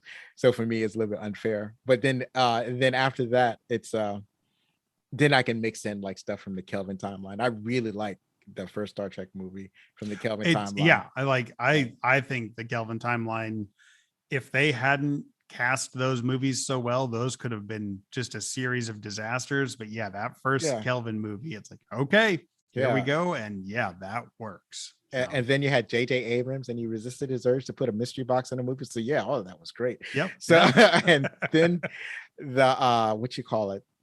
he kind of did a misstep with his second Star Trek movie, but then he kind of bounced back with his third Star Trek movie. That was a really great movie. I really liked it. It was, absolutely. And the fourth one, Star Trek Beyond is a fantastic film. Yeah. And I will say I have a very big soft spot for it, for the fact that they reference Makos from Enterprise and yeah, bring back yeah. some elements that we haven't Right. seen since. I really like Enterprise. I you'll hear, other people who have heard Open Pike or Green Shirt, like I enjoy Enterprise very much, and I love that it's still, of all the Star Trek there has been, it's the only one that is canon to everything Right. else because it's set so far back. I think Right, that's right. kind of funny for as much hate as that show gets. Like, yeah, well, it still works in both universes. Right, right. Yeah. So there is and some of their best episodes were what you call it, they had their own mirror universe episodes. And then they even though it's after Deep Space Nine, they really kind of leaned into what do you call that, a story arc that lasts for an entire season. Yeah. So that was pretty good. They the experimented Xindi with story that. arc, I think, is one of the best season-long story arcs. Right. And I love the Dominion War. So They killed off one of their main characters. Oh, you're thinking about the Time War. The Dominion War was Deep Space Nine. Yeah, the time where the Xindi. The Xindi. Like, I love the right. Dominion War. Yeah. I think the Xindi War, like that whole temporal Cold War, is right up there. Right, with the Dominion right. War. Yeah. Well, so the main controversy of that was the theme song. So did you have any problem with the theme song? Honestly, the only problem I had with the theme song was when they added the extra like upbeat version, and I can't remember if it was season 3 or season 4, and it got even more cheerful. Like, I didn't have a problem with the lyrics. It's, I don't know. I usually try not to get too much into the weeds on things like that, and I love most of the new theme songs for Trek. I could take or leave Picard, but most of the new shows, Discovery, I love that theme song. Yeah. And I'm very much learning, like Prodigy is like, oh, this is a solid song also. So I'm hoping Strange New Worlds keeps it up. Right. But yeah, I don't dislike most. I'm fine with lyrics. It makes sense. It's an early Trek. Right. I don't have a problem with it either. I was like, when I saw it, I was surprised, but I was like, okay, they're doing something different. But I didn't realize people are going to take it so personal. Right. But yeah, when they add like the extra little beat in, I was like, all right, we didn't do that. Right. So we're gonna talk. We'll just want to swap back and forth on these ones. Yeah. I'll read the first couple of two. Cool. So first two couple. How are you supposed to say that? I'm reading. I'm going to start reading, and then I'm going to stop reading. How about I'll say it like that? So Derek Malcolm from The Guardian, he wrote, "The dull thud of Nicholas Meyer's direction, which mixes the custardly platitudes of the original television series with some of the less thunderous special effects of the later day cinema, has everything in place like a tidy housewife's kitchen." Well, how about you say whether it was good or was it bad? This is actually a negative review, and I'm like, but it was a good movie, right? Yeah, right. It's like, but then you end it with, it has everything in place. Yeah, it is tidy. That's a good thing. Yeah. Scott Kane from the Atlanta Journal-Constitution Star wrote, Atlanta Journal-Constitution, he wrote, "Star Trek II is a Sockham story, which is more than can be said for the first Star Trek movie. Nicholas Meyer is an energetic director, is a master of narrative, and Star Trek II crackles with his wit." It's like, that's a thank you for telling us what you wanted. Actually, it's good. You're right. I agree with that. All right, so you can take the next two. Okay. Peter Stack from the San Francisco Examiner. "Fans of the Starship Enterprise will be ecstatic, while others will find this production a certain sluggish pace amidst rather fine special effects." Which I can agree with the sluggish pace, but it's like, really good special effects. And especially, for the time, it's like, that movie looks pretty good, especially remastered. FX Feeney from LA Weekly. "In the end, it makes for a beautiful summary, an envoy from which one can circle back through the reruns and consider Star Trek as a finished whole. Even if they never make another, the saga can stand complete." So obviously they've gone on to make a lot more Star Trek. FX Feeney, like that's still a fair review from back in the day. Right. Turned out to not be very prescient, but yeah, if they had ended there, I mean, I guess we didn't discuss this at all. Was this planned to be the first of a duology or trilogy from the beginning, or did they just decide, hey, let's run with the fact that Spock's body is on a planet and we're going to resurrect him and make 2 more movies in this same storyline?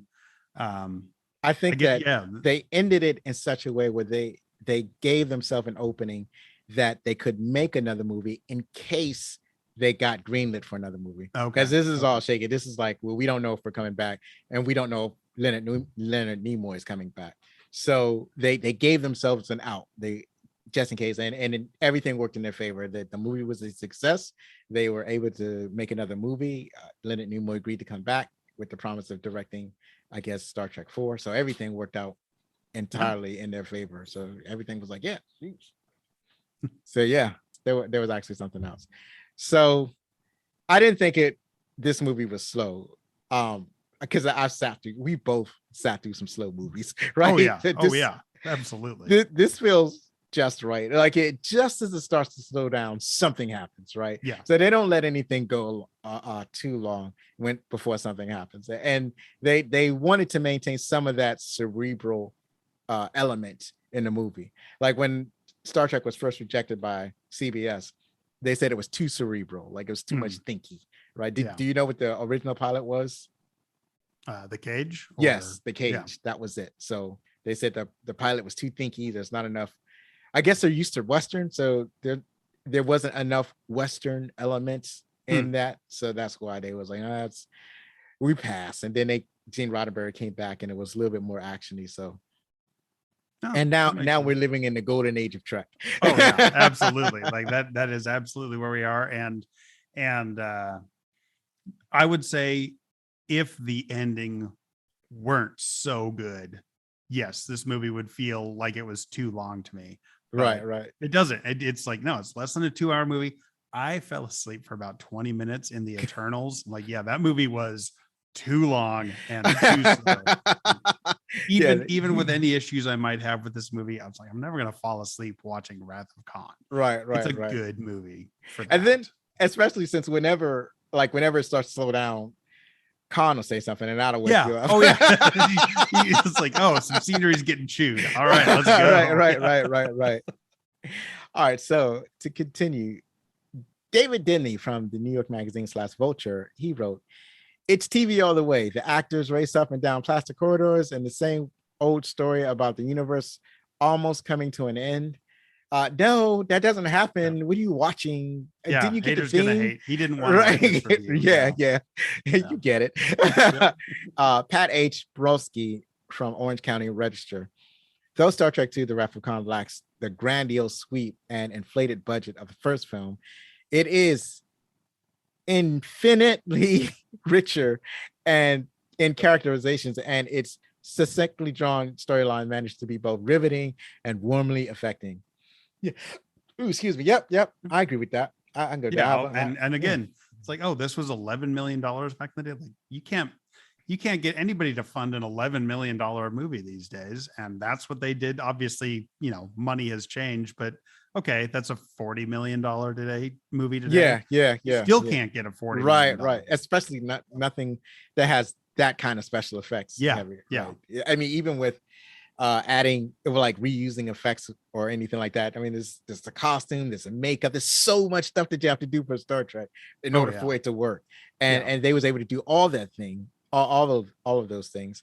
And I think it only ballooned up to I think the final budget was like somewhere around $14 million. But yeah, it was really cheap. And so they was able to do it. So yeah, as your co-host alluded, we are coming to the end of the episode.